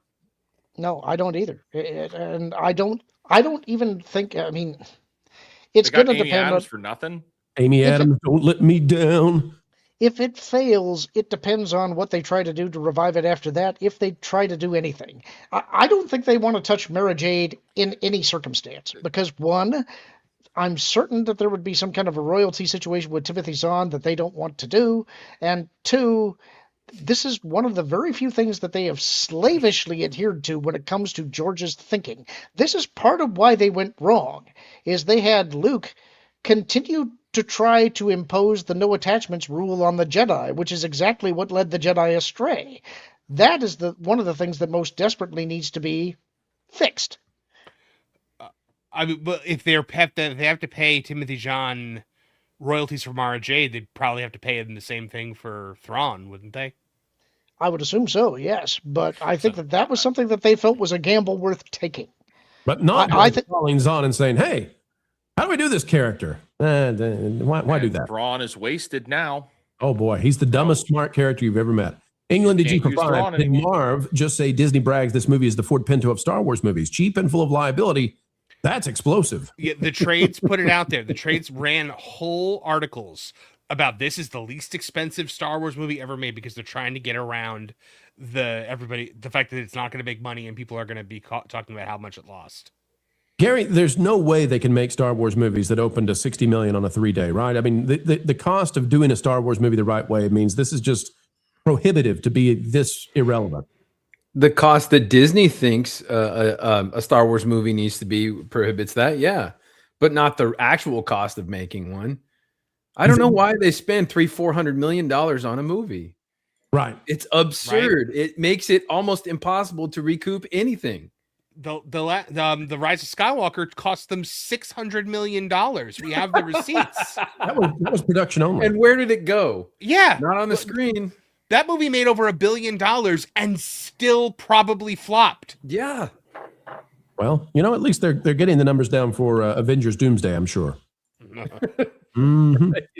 We've got caveat times for 5. Surprise twist, Grogu was sent from the future to prevent the First Order from rising, and he is possibly actually a baby Yoda who stops the Acolyte. Please? That's as good as anything else, right? Please? Again, if it gets me what I want, I don't care how we get there. I want him to be like the bunny from Monty Python and just kill everybody in the Acolyte systematically, scene from scene to scene. The Fangs! Medmut for 2, Raid! Well, thank you, and welcome aboard to everybody who is joining us from Valiant Renegade. England DG for 5, I try to explain the world between worlds to my wife. She still made me do the dishes tonight. And that will be the story of Star Wars and how they go back to using the original characters and be like, yeah, we did that for a while. Going real quick, though, they really, with Star Wars, it's not the same as Star Trek and some of the other franchises. It's different than comic books. You can't have a multiverse for Star Wars, right? Right, and that's one of the reasons that Star Wars actually became such a big thing again in the 90s, is that they did something with their spin-off material that no other franchise did. It's like, if you remember Star Trek novels, they had a mandate that every Star Trek novel story had to end with the characters in exactly the same place they were at the beginning of the novel. And once you know that, once you realize that it has no impact on the greater canon, the question becomes, then why am I reading these novels? Star Wars did something different. They decided that while they had different levels of canon and George did not consider them part of his universe, they still tried to make the stories blend into each other's and adhere to what other storytellers had said, and there were actual impacts to those stories that made their ways into other media. That's why people bought into it. There was weight, heft, and impact to it. Once you blow that away, a lot of the goodwill goes away from those people who invested in it, and a lot of people invested a lot in it. Caveat times for 2, only babies can time travel. Checks out. John Maynor for $4.99. Is there a potential that they bring in Timothy Zahn and give him carte blanche? No. We talked with Timothy Zahn 2 years ago, and I can tell you that he was hoping that they would call him in to consult on Thrawn, and that they never did. Mr. Zahn might be watching right now, and we wish that he would be called in to do that. When Lauren and I talked to Nick Gillard, we asked him if he ever consulted on any fight choreography in the sequels or anything like that, and he said they've never called him. Which is absolutely crazy, because the prequels are amazing in that regard, and the sequels are just terrible. I mean, if you go back and slow motion watch the fight scene in front of Snoke, it is awful. There are people waiting to fight until their time, obviously, and then there's mistimings and all this stuff. You go back and you watch Rey versus Kylo, and it's just sloppy nonsense versus what we saw in Episode 1. So, horrible mistake. Lots of hubris. Zahn was very vocal about how unhappy he was with Disney. Oh, has he become very vocal? Well, yeah, we were there. Oh, okay. Yeah. I'm with you. He was furious. He was screaming. I was trying to think if he had gone public with that yet. John for 10, Snoke throne room fight was worst ever. John, you read my mind. I promise I didn't see this before I read it. Snoke throne room fight was worst ever. It was. If you watch closely, you can see weapons fade out that should have hit Rey, and red suit guys actually parrying each other. Terrible. True. They actually do have weapons disappear that got edited out in the editing room. The choreography was deliberately missing main characters. It's a mess. That's because if they had actually kept the lightsabers on or the weapons on, it would have sliced through Rey, so they just faded them out as they almost kill her. Yeah, wow. I only saw it once. I don't remember that. Go slow motion. It's awful. And there's never a moment. The one thing my one friend said to me after Last Jedi was, he goes, "You realize that 2 lightsabers never touch each other throughout the entirety of that movie, right?" And I realized he's 100% right. Good point. We got Amish Warlord for $4.99. Tell Ahsoka to go back and prevent Jar Jar from giving all power to Sheev Palpatine. Nope. Jar Jar is going to stay. There is no way you're getting rid of Jar Jar. He is canon forever. And the third, keeping the space lesbians too. Wait a minute, Lorne, are we keeping the space lesbians? We're keeping the space lesbians, Lorne. Lorne's muted. He doesn't even know what to say. That's right. How flippant do you want me to be in my answer? It's like I'm pretty sure space lesbians exist, whether they get rid of the acolyte or not. Can they also be pirates? What's that? Can they also be pirates? I see no reason why not. Can they also be vampires? There are vampires in the Star Wars universe. Okay. I just want lesbian pirate space vampires. Do they need some props from the WNBA? You get some special. You get some special videos I don't know about. No, I just want them to be able to say, "Arr, scissor me timbers." All right, Ham the Third. Yikes.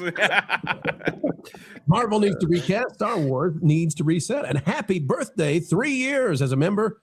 Really appreciate that, Ham the Third. Hope you're having a good one, and thank you for sending it in 100%. DEFCON Prime, 28 for 2. We need Cade Skywalker continuity right now. Nobody's going to jump on board that one. Nobody. I mean, I know Lauren hates those books, but I liked them. Wow. I don't hate them. I'm just not. They're not my cup of tea. I actually liked the backstory for Cade. I kind of liked his design as a character. I loved the Mynock. Thought it was a great ship. I just didn't particularly care for the era. Big Blue Horses for $1.99. Didn't this alt timeline stuff fail in Star Trek? Yes. Yep, sure did. So, we'll see what happens with this one. Tennille the 10th with his 10th for 2, a sequel trilogy, Leper Colony. Very good. Star Wars is falling all to pieces. Maybe we should give them a hand. A Raylo colony. What was that character we talked about on one video that we kind of spontaneously created? Wasn't it like Leprosy Jones or something? I'm all for it. You remember that? I love the idea of Leprosy Jones. I don't know what franchise he exists in, but let's do it. Let's see. Iron Reaper for 5. Just because KK is gone, it doesn't mean Lucasfilm is now competent. Oh, they're not. I mean, No one's let me just ever really clarify. For gone. anybody who thought we were saying they're competent, they are not. They are still filled with a bunch of ideologically captured individuals who have no idea what they're doing. Felony is a fool. The people that destroyed Star Wars are still there. It doesn't matter. Remember, we're talking about the Wall Street side of this. Lauren is explaining how Filoni might do it, but this is a Wall Street decision. This is a money decision. They can't keep going this way. Yes, and I'm certain that within the last year, a mandate has come down from the money people that we are not continuing on the path that we are on. You are going to try to find a way to correct this. And what we're seeing now is the beginning of them attempting to do that. That does not mean by any means that they're going to succeed, but I think that they have been given an order, and we'll see what comes of it. Just Jay for 20. They're worried about holding the sequel trilogy audience. We read this one. Thank you, Jay, and appreciate you sending it in. Hope we did a good job answering that before. Ken Barnes for 10. I'm sorry, Wizard, but the casual Star Wars fans don't care about the nitty-gritty workings of Lucasfilm and Star Wars. If the quality of the products get better, both TV and film, the people will come. Yeah, Wizard. I wish I had your optimism, but it's not going to happen. Godspeed. I'm going to give you another example of why this person is right. Remember, these movies were not even released in chronological order. I remember when episode 2 came out, I went to the theater to see it, and there was a guy sitting behind me next to a friend of his, and they were talking to each other after the movie was over. And no, this was after episode 1, sorry. And he didn't understand really that this movie was taking place before the original trilogy, even though it said episode 1 at the beginning. He just didn't know how chronologically it worked. But he did say, I don't know about you, but I think there's something shifty about that Palpatine character. So, that's the level of engagement the casuals have. They're just going to watch a fun popcorn movie. It's going to be virtually impossible to explain to the normie audience who doesn't even know who Ahsoka is, the relevance of her sacrifice or death or whatever the case may be. And now we have more Star Wars, or something's been reset, or things have changed. They don't have to. I don't think they have to do that in the movie. I think you do that at the conclusion of the Ahsoka season 2. No, it's got to have to be a special. It's going to be some kind of a special movie, 1 hour special, something. There's no way it happens at the end of Ahsoka season 2. Right. They're not going to kick off the sequel trilogy in episode 7 of Ahsoka season 2. They couldn't do that. Surely not. Yeah. No, it's got to be a big event, goodbye moment. They're going to roll out the parade. Ahsoka's sacrificing herself. All the stars are here. We got Max Rebo back for the big Ahsoka send off. All the Jedi are with her as she does it. Yeah. They're all going to hold hands in kumbaya as she goes back and gets killed by Vader. What determines that? What determines that is the box office opening weekend of Mandalorian and Grogu. Oh boy, what a big claim! All right, now we're making some stuff here. Okay, all right. For better or worse, Lauren, if it performs poorly, you think that adds the chance, or what? If it performs poorly, I think that they just go straight to ripping off the Band-Aid. They don't worry about the big event because that's just more sunk cost. They need to limit the amount of money they're setting on fire. I like the idea of Ryan Gosling at the end of Starfighter just looking at the camera and be like, by the way, we're killing the sequel trilogy. And just pointing at the camera, the smile. The end. All right, moving right along. We got Weird Tower for 5. I can't say this. I'm too humble to be able to say this. Pro is one of the best. Thank you, Weird Tower. We appreciate you. To nail the 10th for the 10th time, every time for 2. By now, I'll accept. I must go. My planet needs me. Is that from Captain Planet and the Planeteers? Is that what they said? What was the guy who had heart? You guys remember? What was that guy's name? Kwame? Was it? No, it was Kwame. Was Earth maybe? It's the Tin Man. One of them was named. One of them was named Kwame. I know that. Kwame had Earth. Kwame was like Earth, wind, fire, and then the little, heart. Heart. Like the Indian guy had heart. If I was a little Indian guy, I'd feel ripped off if I got heart. He got the monkey sidekick though. Yeah. Yeah, bubbles. DEFCON Prime for 5. Dark Horse Star Wars. Andy's got me. Dark Horse Star Wars had a time travel crossover called Vector pre-OT Cade Skywalker timelines. Could that kind of story fix Star Wars today? You know what, Lauren? Since you love it so much, it's yours, buddy. Just go ahead. Dash away hope. That actually wasn't a time travel story. What it was a story that was told in multiple eras of Star Wars. So Lauren. It was a multi-chapter story that took place in the Old Republic and then to the current day. It ended up in Cade's timeline. It was an ongoing story, but didn't involve time travel. So there were visions of different time periods that was with the amulet that they had, but it was not actually a time travel story. All right, Andy, Lauren doesn't know how to do this. I need you to do this, okay? You see the super chat below you? Yes. I just need you to say, yep, I bet that could happen. That's a great idea. Oh, yeah, totally. 100%. Hey, somehow Palpatine suddenly returned. You have the formula. Lauren, do you feel badly about yourself now? Oh, yeah, I feel terrible. Mm-hmm. Should have known. Faith in for 5. Just have Leia wake up to Han a lot. Whoa, wait a minute. See, this is one of those where I got halfway through it and just took a pause to see, where is this going? All right. Just have Leia wake up to Han alive and stepping out of the shower, making everything just a dream. I'm just glad he wasn't stepping out of that shower dead.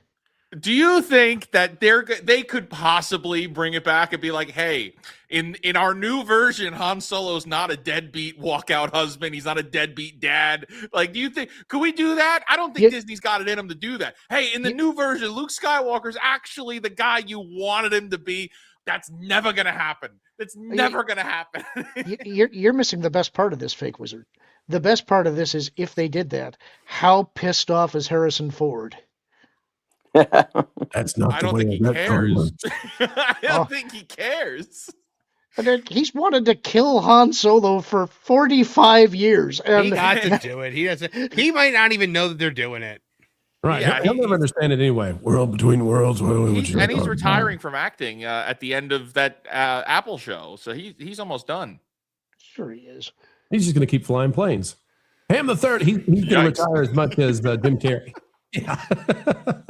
Flying around the world. Different thing. But Ham the Third for 5. Just remember, folks, Ahsoka said it over and over and has white lightsabers. I'm no Jedi. Yeah. Cannon Barnes for 10. I'm sorry, but Star Wars can endure. The original trilogy and prequel trilogy are still popular. Lego and other toys prove the money is there. The only thing holding back is whether or not Lucasfilm can get their act together. Yep, that's what the Wall Street execs are saying. But, love your optimism. I agree, but that is still a really big hill to climb because of the people that are involved. I might also besides Legos, what toys? You know, that's a good question. I mean, Hot nothing's toys. Out. Did you see the? I gotta find it. Hasbro got the Star Wars toy license and is going bankrupt. Yeah. Sounds like a good time. Well, The Last Jedi killed Toys R Us. Well, here's your thing. Go ahead, Andy. Hasbro had the misfortune of backing Disney with Marvel and Star Wars when they decided to tank both of them. So Fortnite, you know, Disney invested $1 billion in it, right? And May the 4th. And so they're doing these skins. But, you know, usually with Fortnite, when you've got a big thing, you run like a full mini season. You know, when the Turtles were their theme, they put out individual weapons that the Turtles use, and they had pizza and all this stuff, and you could go into the sewers and find their lair. What was Avatar? They gave all the different powers, you know, water and wind and all this kind of stuff. Not heart, by the way. No heart in Avatar. They wouldn't be that cruel to give a character in Avatar heart. But anyway, you know, so they do all these cool things. With Star Wars, there's a sword that is not related to Star Wars at all that just came out, and another sword that's not related to Star Wars at all. It's like, you got some skins, and that's as much as we can do, okay? You're going to have to pump us with another $1 billion if you want more than that. So anyway, anywho. All right, we got Dogepal for 2, decanonize Disney Star Wars, recanonize the EU, done. Sounds good to me. Shock XF7 Lou for $4.99, follow Dallas model. A new Luke wakes up, and it was just a dream. Kind of the same thing with this whole world between worlds, right? Just a bad dream. Robot Chicken sketch. So Neil the 10th for 10, no, for 5, but his 10th. Upset the Disney sequel trilogy fans? Who cares? Neither of them have any money. Ahoy, Gary. And scissor me timbers. Medmutt for 5. I'm 63. Was 14 when Star Wars came out. I long for good, well-made Star Wars. I want to see good, well-made Star Wars, not the dribble KK thinks is Star Wars. Well, let's not bring prostates into this, okay? We don't want to discuss the dribbles. Yikes. Well, we got Medmutt gifting 10 WDW Pro memberships. We're going to click a button. Some of our guests are going to disappear. We'll bring them right back, but we got to click it so that we can play the Medmutt clip. Here we go, Medmutt. This one is for you. This is one big cultural appropriation, don't you think? What do you mean? We're just celebrating the year of Medmutt. And they're back in the wrong places. Well, mostly we got it right. Huh. Okay, we'll go with that. Mouse is out there for 10. Can I have my bull that explodes sumos with his hooves, Mr. Pro? Been a long time since we played this one. They're gone again. We'll bring them back, but it was worth it for this. Ladies and gentlemen, a legendary clip returns once more. The legend of Butterbumps. In all of feudal Japan, only one bull had the power to explode a sumo with his hooves. Butterbumps.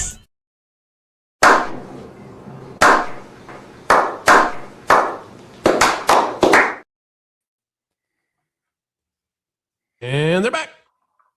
Like a game of Twister. All right, here we go. Ken and Barnes for 5. Thank you, Marv. That's what I've been trying to say for a while now. Star Wars Chronicles is a great example. And alternate Star Wars history stories, too. Yeah. Not bad. Clay Napier for 999. Lauren is right. They need to say it. Never happened and hope that people forget it more fully than John Wayne's Genghis Khan. Come on, the dude's great in that role. I agree, but I mean, with the trajectory that Star Wars is on right now, you've got red arrows that are pointing downward. They have got to figure out what to do, and that's what they're working on right now. So I'm hoping they figure this out, but it's a really long shot.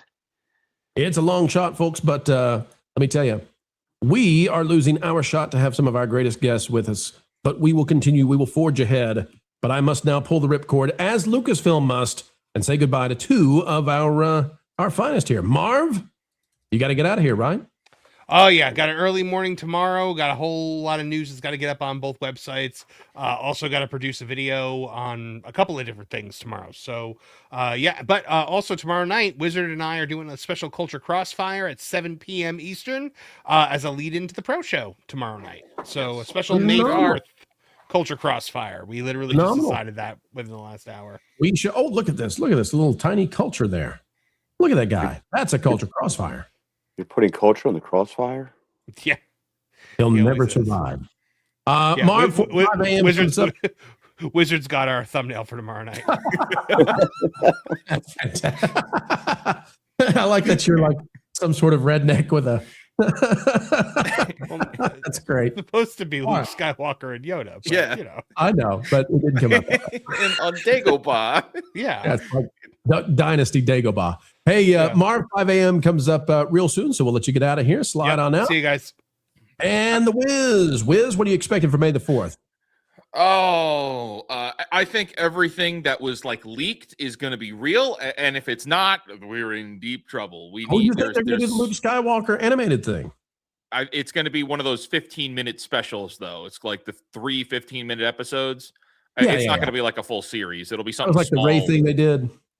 Yeah, like the Tales of the Jedi, Tales of the Empire, that kind of thing. Yeah, for like 6-year-olds. No, it's not for 6-year-olds. They're just shorts, basically. Okay. Yeah, they're shorts. Okay. But we'll see, and then we'll talk about it. We'll be back on the Pro Show tomorrow night.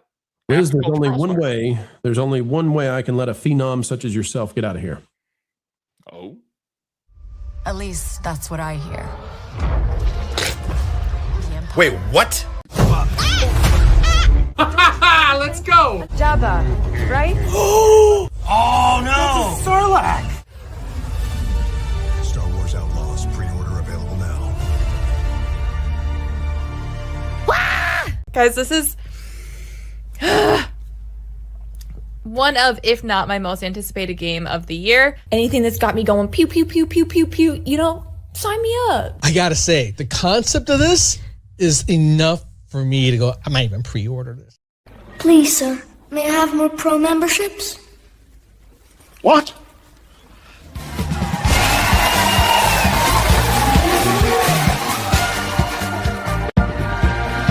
God bless us, everyone! We need rest. The spirit is willing, but the flesh is spongy and bruised. The power of one, the power of two, the power of many. No! Now, ascend, my son. Thank you, Butterbumps. We appreciate you. That is phenomenal. Another 50 WDW Pro memberships out there. Folks, we might have to do a live stream for members this week. You all are just too good to us. And new emojis, maybe. All right, Jordan Thomas out there for 5. How satisfied are you guys, or would you guys feel if you saw George Lucas take a blowtorch / flamethrower and roast the sequel trilogy to cinders? I'd prefer a rocket launcher or maybe a tank of some sort. I think he's already kind of done it. I mean, all of his public comments have been pretty hot. Roasted, you would say. Hmm? We've got Bruce Newhouse in the house for 199. Marvel and Star Wars need a Darth Doom. Thanos snapped that Star Wars stuff. Clay Napier, member for 11 months. Grievance would work because he can't take baths. Yeah, so Grievous just looks at them longingly. I wish I could get in the water with you. My arms have never seen hydrosity.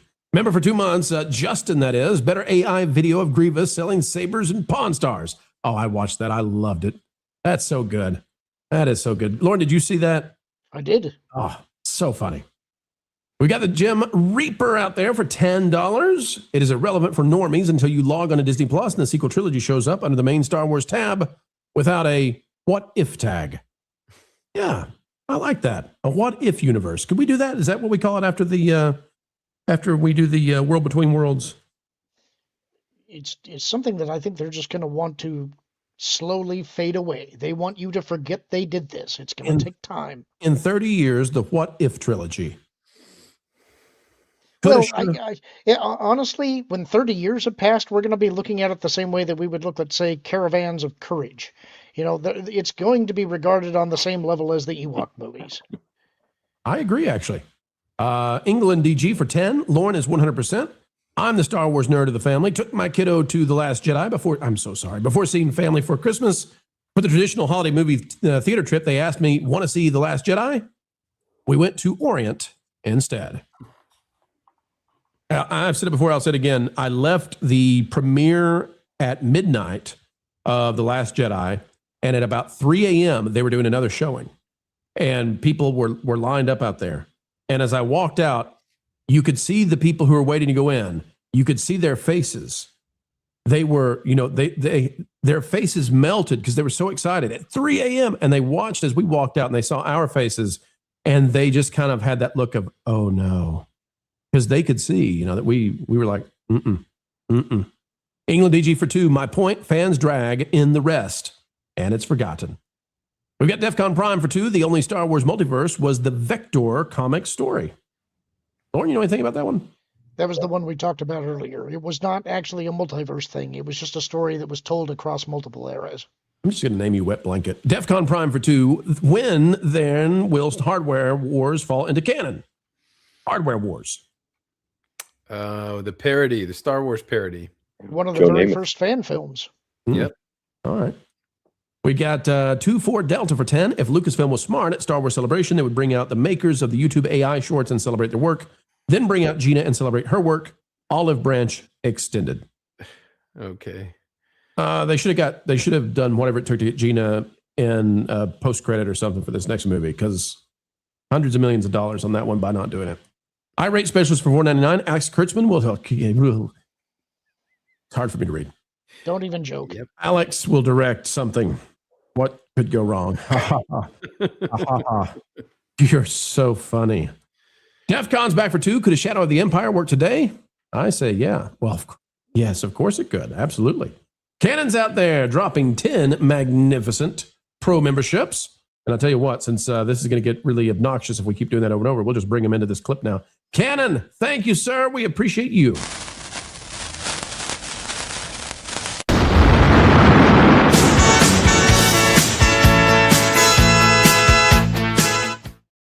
And for 5, thank you, Lauren. I'm glad to know I'm not alone. We got to figure out a way to meet up and chat just about Star Wars. Also, long live the Galactic Empire.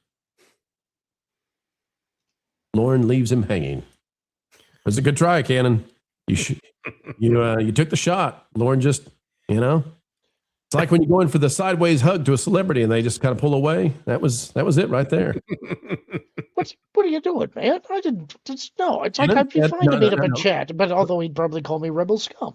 Cannon said, I would love to spend time with Lauren and hang out with him and just talk Star Wars, and you just stared at Cannon's face. I didn't know you were waiting for a response. I just like, you've been flying through these. I thought you were trying to get through them. Blank. Terrible. Totally blank. No emotion whatsoever.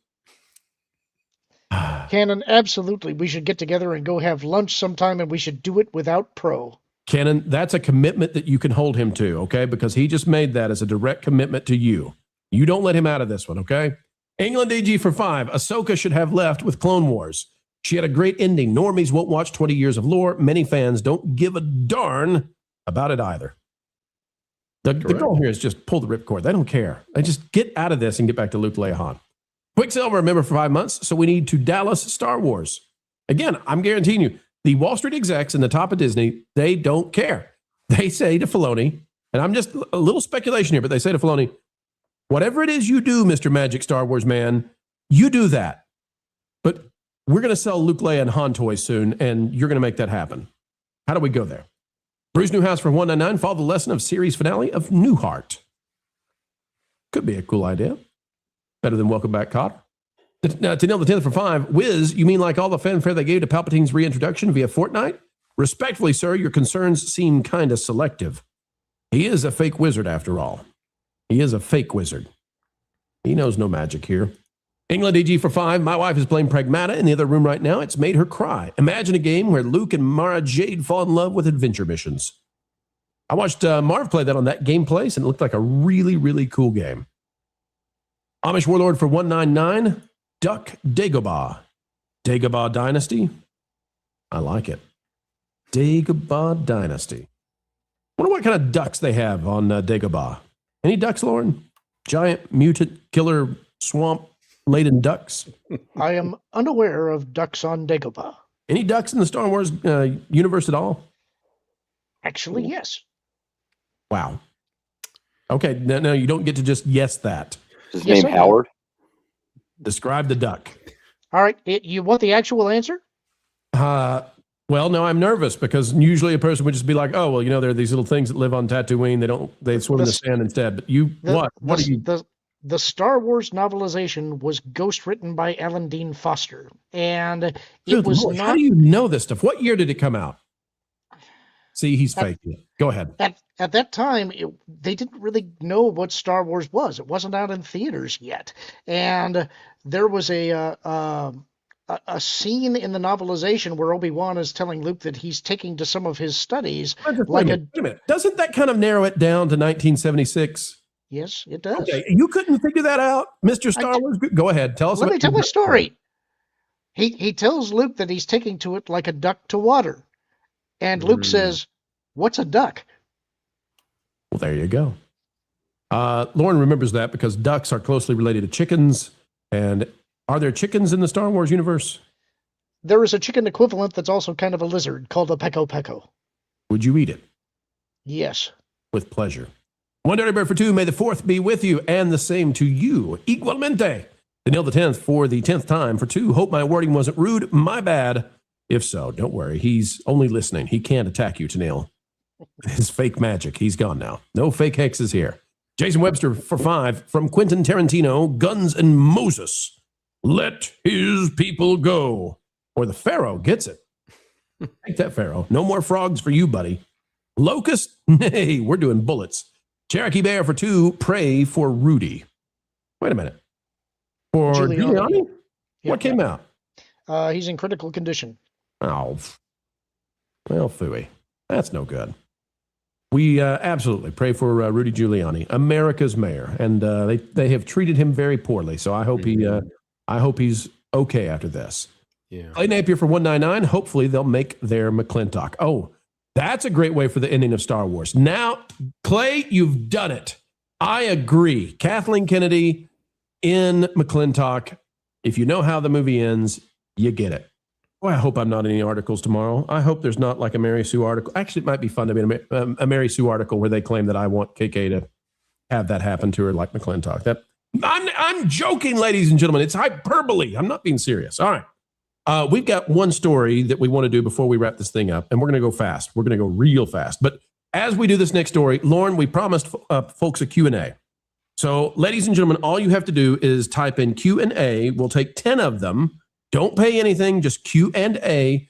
These are special Star Wars questions. Gary, Andy, Lauren can answer them. We'll take 10 of them. We're going to hit one story that we have to really quickly. Let's see. I hit the wrong one. We'll get that in a second. Sparky Schultz for 5. I'm not with this chat. I got a pig entered in this fair, and I'm going to win that blue ribbon. Okay. Well, kudos to you. All right, ladies and gentlemen.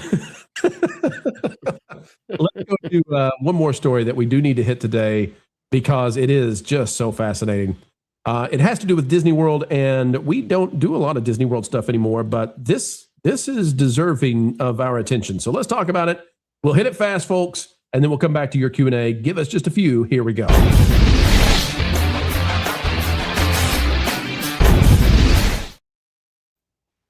All right, ladies and gentlemen, we've got a story here, and it's the kind of story you need to know about. Why? Well, it turns out that Big Thunder Mountain Railroad, it reopened at Disney World and immediately caught fire. Well, okay, it didn't immediately catch fire, but they had to evacuate the ride, and people are beginning to question the Imagineers, these new Imagineers, right? The young ones out of college, what are they doing? Out of that Park Place, Disney World fire closes Big Thunder Mountain Railroad on reopening day. Let's read about it. And not only will we read about it, I'll show it to you. It says Big Thunder Mountain Railroad reportedly experienced a fire on its very first day back in operation after months of work to replace its track and add new attraction elements. Under the watchful eye of new generation of Imagineers, it would appear that a familiar pattern is emerging. Remember that Splash Mountain was overhauled into Tiana's Bayou Adventure and suffered a similar fate involving the need to be drained during the previews, becoming one of the least reliable attractions in the parks. Epcot similarly has had broken lighting issues since getting its overhaul, but an actual fire on a reworked attraction, well, that's even a step beyond that. You can see here the cast member with the fire extinguisher trying to put out the tracks, maybe. Did the brakes get too hot? We don't know. I can tell you that there are all kinds of mechanisms that pull the train into and out of the loading area, and maybe that's what caused a fire, maybe an electrical fire. We're not completely sure. Blog Mickey is confirming that there was a call from Disney about the fire at 5:45 p.m. And not only that, but take a look at this. The entire area around Big Thunder Mountain Railroad had to be evacuated for the fire.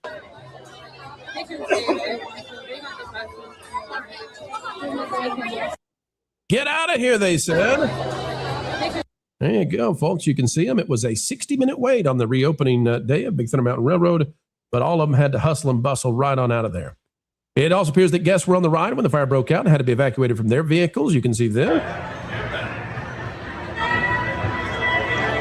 Now, this is a longer one, and this is from Derek Bell. We'll let it run in the background here, but this is actually somebody riding Big Thunder Mountain Railroad, and it's going to break down with the fire, and they're going to have to be evacuated inside the cave.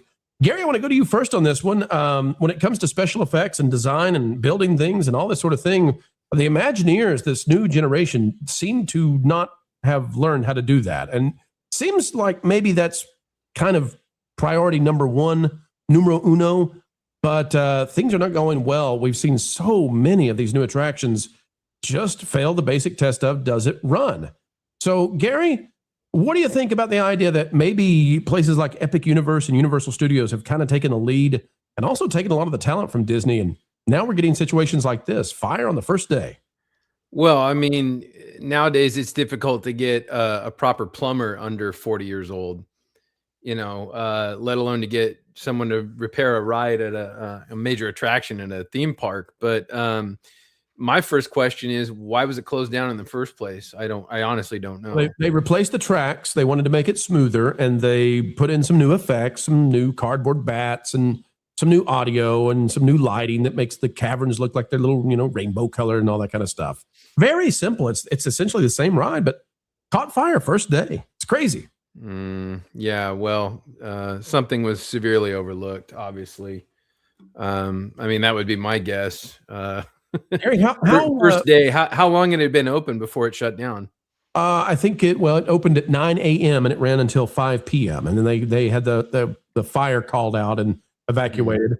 Gary, when we're looking at people coming out of college today, new hires that go into this sort of field, how often is it that these people are being brought in to companies like Disney and they've kind of floated through on virtue or their demographic category as opposed to actual skill set? And maybe we're failing in college and in vocational schools too. I don't know. That is 100% correct. I speak to a lot of folks under the age of 20 that still can't count change. That's not an exaggeration. I see it almost every day here in California. And I imagine that that is trickling up to the trade schools and education, institutions and stuff like that. Like I said, it's very hard to find somebody who is technically inclined. We'll skip ahead of this video, folks, but the reason it's so dark is because they were stuck in this cave with the bats. Now you can see the work lights on, and that'll be very interesting because you can see the bats on the string. That's a great effect. They put a lot of work into this. Andy, it's amazing to me that these are not new attractions. These are old attractions that worked until the new Imagineers got started fixing them, and now they don't work anymore. So, Andy, when we look at the difference in the quality now of the talent for Universal versus Disney, what are your thoughts on this gap that exists and how Disney might overcome it in the forthcoming years? Well, I can't say for certain, but I heard that their resume was all the work that they've done on Minecraft. So theoretically, they know how to build things. In actuality, I think we're seeing the results here, especially when you walk into Epic Universe and you see the everything going so amazingly over there, the effects, those animatronics, and then you see Tiana's Bayou Adventure, which have they gotten any of those animatronics to work 100% of the time yet? It doesn't seem to be. But I'll tell you this too, Andy, as you watch this, they've been stuck forever. We skipped a long time. They have really been stuck in this cave. This is, I believe, one of the first spots after they left the loading station. There's a fire, right? I mean, that's the call that goes out. Now, we can't say for sure what the fire looks like. If it was just smoke or overheated, parts or an electrical fire, we don't know. But what we do know, Andy, is there's been a call for fire, and these people are still stuck in their vehicle. Wouldn't you think if there's a fire that there would be protocol that the cast members literally run to the vehicles and undo you and let you out? The whole thing's been evacuated. We saw the video, and these people are just sitting here, here are the fire trucks, but the bats are still swinging. Well, this is California, right? No, this is Florida. Oh, thank God, because we saw how well fire extinguishing happened in California. Yeah, we're not real good at that, are we? No water. All right, let's get them off the thing, okay? They're still stuck. Still stuck on there. Come on, get them off. Did we ever get off? No, we're still on there. Let my people go. No, still on there. I don't think they ever get off. All right, well, they're just stuck forever. Forever. Derek Bell, we hope you're okay. We hope you survived. It looks like they did. It looks like they survived. You've got more videos showing that it's smooth, and that's good. But we want people to live. We kid. No, we do want people to live. Lauren, when it comes to Disney World and the situation here, I know you were at Epic Universe not long ago. You've seen things like the Monsters ride in the Dark Universe. It's amazing to me what Universal can do right now, and Disney on the first day on a classic attraction seems to have really had at least a PR black eye. Yeah, I think that's fair. It definitely doesn't look good. I'm sure that they're embarrassed about it. I hope for the sake of everybody involved that somebody in management is asking, how could this possibly happen? And looking into it and making sure it doesn't happen again. But I am glad that everybody was safely evacuated. And this just goes to show again that I think that Universal reaped an awful lot of talent from them, and they're still trying to make it up. What's amazing to me is you would think that when it's launch day, they would say, all right, guys, we've got some rules here. One, nobody's going to get hurt on the opening day because that's going to look real bad. Two, probably would not go well for us in news publications, the YouTubes, if we had a fire. So day one, I mean, day two, maybe, but day one, let's try to keep the fires away. Folks, the wildest ride in the wilderness just got to be a very hot topic, pun intended.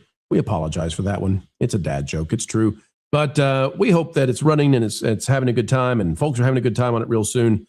Man, this current crop of Imagineers just What they need, can't seem to get together. what they need to do is make lemonade out of lemons. They need to start a marketing campaign that says that 100% of people who rode this ride on opening day agreed that the ride was hot. H-O-T. Hot, hot, hot.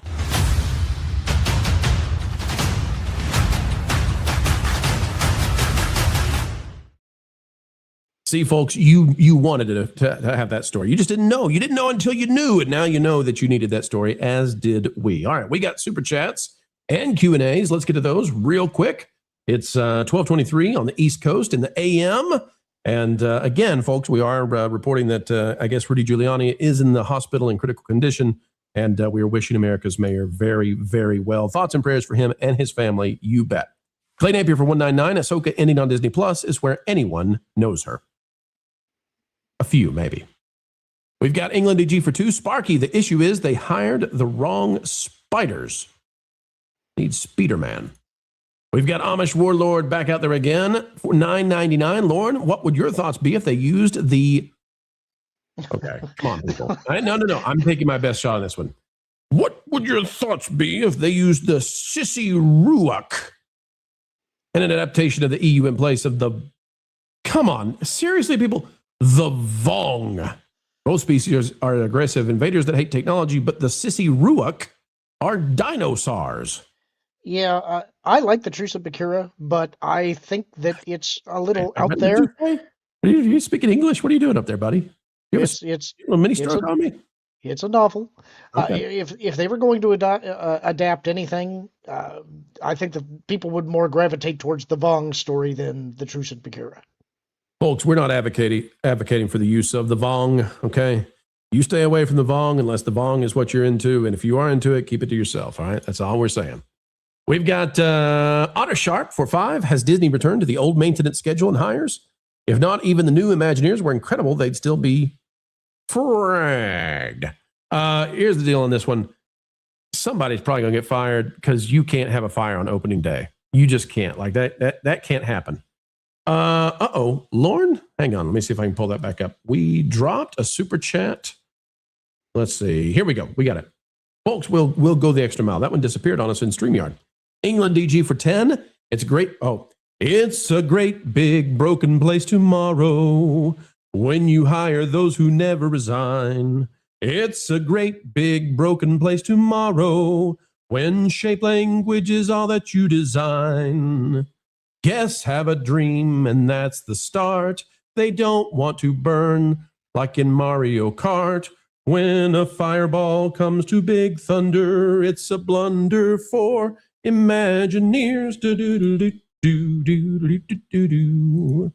Deck Crash for 5. It is astounding the number of poor decisions that Disney had to have made to get to this point.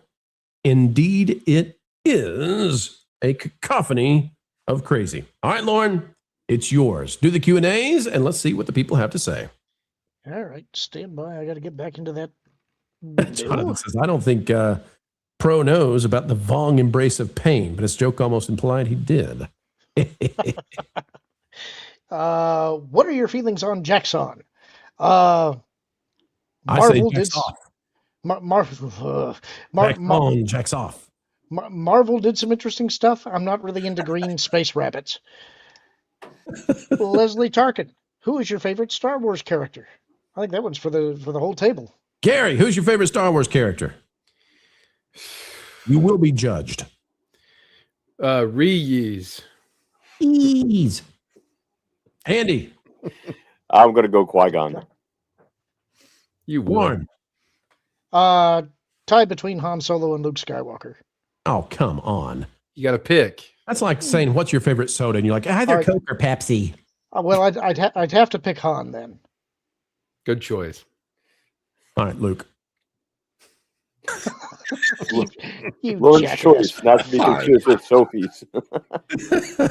Have the third. Is Mara Jade in anything other than the Timothy Zahn books? Yeah, she's in several novels, a bunch of comics. I think there may have been an audio drama or two. She's in quite a bit of stuff. All right, wait a minute. Lauren, help me out with this one. Okay? No, quit. People are not happy with my answer. Tell me an Ewok that did something courageous or heroic and was in a film for 3 seconds. Or a book. Paplu. Like, what? Paplu. I'm worried about saying that one. That sounds like something you would step in. You.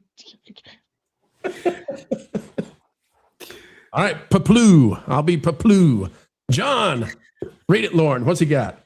A Jawa or an Ewok? Are we eating them? What are we choosing here? If you want a friend, probably an Ewok, because a Jawa will pick your pocket. If you're eating them, actually, probably still an Ewok. Tastes like chicken. I can't abide those Jawas. Disgusting creatures. Mm-hmm. Lauren? Yes. It's now awkward, and we need to move on to the next one. What, you guys aren't going to answer? I answered. Andy answered. Ewok. I'm ashamed, but Ewok. Ewok. No Jawa. Ah! Maynors. Well, what if the split is when Grogu is made to pick between the Beskar and the Saber? I just don't think that would cause a split. That's something that he was made to make a choice about. I think the issue is that Ahsoka was meant to die and didn't because somebody tampered with the fabric of reality. Why is the lightsabers all broke in The Rise of Skywalker? I actually don't know what you're referring to here, Tom. It's to match the rest of the movie, Tom. Yeah. That I can't answer. I didn't see this film. Lucky dog. Lauren, is this better? Yes. No. How did the panelists get on the show without a beard? He's growing them, okay? As we speak, you can see the follicles in action. Never. Lauren would like the addition of Talon Card. Could he work? Sure, if properly cast and properly used. And actually, I think that would be fun for the audience because you got a new character who's really representative of the underworld, and I think a lot of people like those stories. So sure. And think about the merchandising tie-ins. You could have him. Put that back up for a second, Lauren. You could have him team up with all kinds of dairy products and have Talon Cards curds sold at all of your local supermarkets. Do you think a Vader movie chasing down Jedi could save Star Wars? No. And I say this all the time. People keep saying they want a Vader movie. No, you don't. There are certain villains, there are certain characters that they work best when you use them sparingly, and Vader is one of those. You want to use him in important parts, but you don't want to ruin his mystique. And if you spend too much time with him, that's what happens. And I think as an example of that, that's part of the problem they have with Darth Maul now. They have showed Maul too much. You've given too much of the character. Now he's not as cool as he once was. So you're saying, if I understand you right, that Darth Vader killing people for 5 minutes is far more fun to watch than Darth Vader for 15 minutes trying to manage to use the restroom because his robotic prostate is inflamed. Let me put it this way. How much screen time do you think Darth Vader has in A New Hope? 17 minutes. Nope, not even close. Darn it. I think it's around 8. I'm looking it up just to be absolutely sure. But it's not as much as you think. Isn't this the same thing as like Beetlejuice is only in less than 20 minutes of the original Beetlejuice movie? Yeah, it's actually, it says 8 to 12 minutes, and it depends on, how you're counting it. But it's however I it's count it, it's going to count to 17, so I can be right. yeah. So anyway, you don't want it as much as you think you do. Was Kanye really that crazy for saying the prequels were good because at least George worked on them? I might be jaded because I'm a girl who thought Hayden was dreamy, but I liked them. I have been waiting personally at least 3 years for Lorne to field a Kanye question, so I'm happy for this. Well, no, I don't think he's crazy. I think a lot of people like the prequels. I think they were not well liked when they came out, but we've had an awful lot of time to have a critical reevaluation of them, not least because of the sequels. It's like once you see what you could get, suddenly that other stuff doesn't look so bad. So no, I don't think you're crazy at all. If you like the prequels, more power to you, and I'm glad that you love them. Is it possible to do what the press for Mandu Grogu says, in that you can come into the film without having seen any of the TV shows? I don't see how they can lay the backstory in a quick manner. I think it's a lot easier than you think, if you're talking about the Mandalorian and Grogu. Star Wars has this awesome entree into every one of their movies where they have an opening crawl, and they take 3 paragraphs to summarize the important stuff that you need to know before you get into the movie. You could do that real easily and just frame it. Here you go. Now we're right into the action. So I think, listen, if you watch this with me, if we go see this movie together to review it, when one of the paragraphs is all about Lizzo's character, I just want you to know that I'm slowly going to turn my head towards you with a smile that is very sinister, knowing what we're about to sit through. I do have to go ahead, sir. I'm really hoping that they have Grogu speak in this, and it's with the voice of Stewie from Family Guy. I hope it's a curse. I hope he says something profane as his first word, like ah.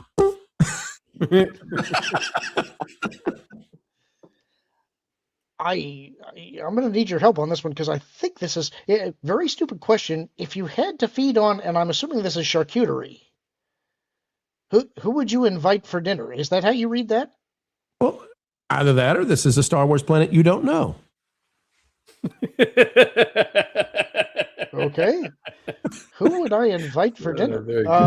Hey, don't let him lie. He's on Wikipedia. Show your screen. You're on Wikipedia right now. Not on Wikipedia.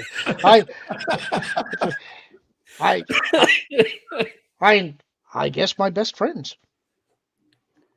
Who would you invite for dinner? Wait. This is a Star Wars question. Who would, in the Star Wars universe, would you invite over for a nice charcuterie? Oh, well, honestly, for dining companions out of the Star Wars universe, Jabba the Hutt. Darn it, you took mine. Yeah. I was going to say the dancing gal with the 6 breasts that Jabba has chained up. Oh, that one. I thought we were going Ula. Suddenly my opinion changed. No, Ula doesn't have anything on that other one. Nope. Is there green milk being served, and what kind of memory is it coming from? I'm going to go with... Well, I guess Luke will be there. I'm going to go with Salacious B. Crumb, but I could go with the Sarlacc, because I'm pretty sure the Sarlacc going to like whatever I serve him. So that's it for the Q&As. That's it? Yep. We got some more super chats, though. Man, I was ready to rip you some more on Wikipedia.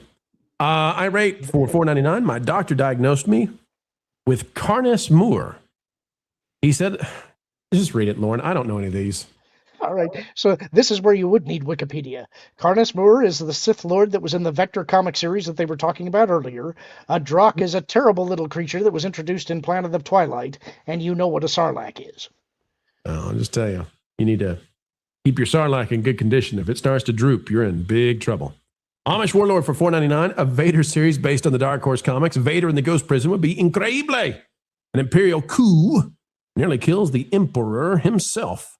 Excellent taste, too. That's a great comic story. We've got England DG for $5. My wife is Viet.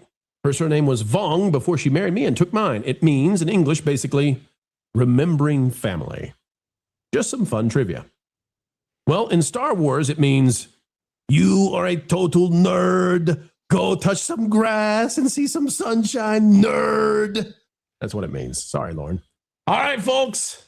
It's been a great time spending time with you, and we shall see. Does the pro record remain intact? Do we go to a Star Wars reset in the next 2-3 years? We shall see. Before we go, though, we got to say thank you to Gary Ambrosia, first time on the channel, and Andy Masterson. Thank you both for stopping by. Gary, anything you'd like to promote while you're on the show today? Just hail to the chat, hail to the wrenches. Thanks for being here, guys. Thanks for accepting me. Well, not accepting me, for welcoming me on the first show. We'll see how I do next time. But yeah, take care, guys. See you next time. There's a topic that we've got in mind for Gary, and so hopefully we'll get to do that soon, ladies and gentlemen. And hopefully next time Gary's on, I'll get to be on camera so that we can both see that we're having fun at Lauren's expense. I'm always with the mug in front of the face. You can't see the smile when I rip him on Wikipedia. Andy, what would you like to tell the folks out there? What do you got coming out real soon? Absolutely nothing. I've been building rocks. Geo needed a job after the whole High Republic thing. Have any of those set ablaze or, started a fire of any sort inside your studio? Not yet, but there's hope. I'll let Disney know. You may be just the man they need. And finally, folks, you love him, you know him. He's Lorne, and he's over on Lorne and Apollo, and it's now on a new channel, That Pod Place. Lorne, tell the folks out there about That Pod Place. And you're also the guy behind producing That Park Place as well. Yeah. We are in the middle of our Cinema of the 80s series. We're actually not going to be tackling that on Tuesday because most of the guests are not there. We're also going to be skipping it next Friday because Kevin is going to be unavailable for a little bit, but Marv will be sitting in with him. Martin's got a great task for Friday's show. We haven't nailed down Tuesdays yet, but hoping you guys will join us there. I'm sure we'll do something fun, and we'll be sure to set a place out for you. Folks, we've got to run, and pro content will be on the way. May the 4th, we'll be keeping an eye on it. Join us tomorrow as we go through everything, and of course, we'll have a recap of what happened for May the 4th tomorrow evening for a special pro show. Before we go, though, we got to say a special thank you to Butterbumps for dropping in those great memberships. Thank you again. In all of feudal Japan, only one bull had the power to explode a sumo with his hooves. Butterbumps. We've got folks out there asking when is the next game stream. Tomorrow night, Marv will be doing Pragmata on That Game Place. And Tuesday night, we return likely with Mario Kart, but we'll let you know for sure on That Game Place. Folks, we're heading on out. And let there be no doubt you have been appreciated. Do not go anywhere, though. Velcro yourself to the seat. And don't touch the dial, for we're sending you over to our good friend, Derek Anderson, for the DA. They're underway, and they're going to give you a great, great time. Keep going. He'll be talking about Star Wars, I'm sure. On the East Coast, it is officially May the 4th. So, in spite of Disney, May the 4th, or the Force, be with you.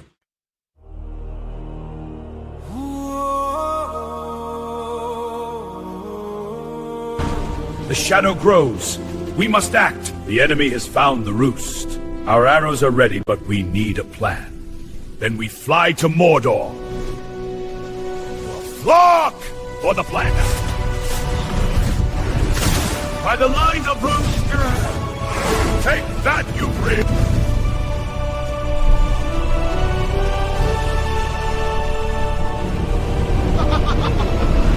What have they done?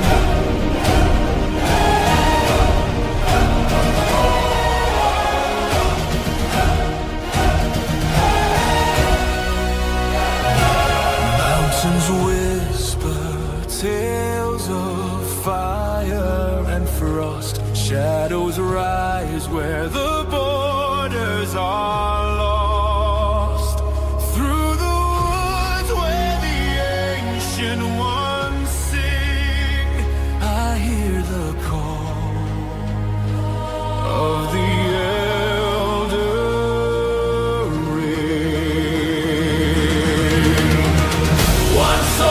guide me, one heart to bind me through snow and flame, through night and sky. You're out in the countryside and you see chicken. Try to look a chicken in the eye with great intensity, and the intensity of stupidity that is looking back at you is just amazing.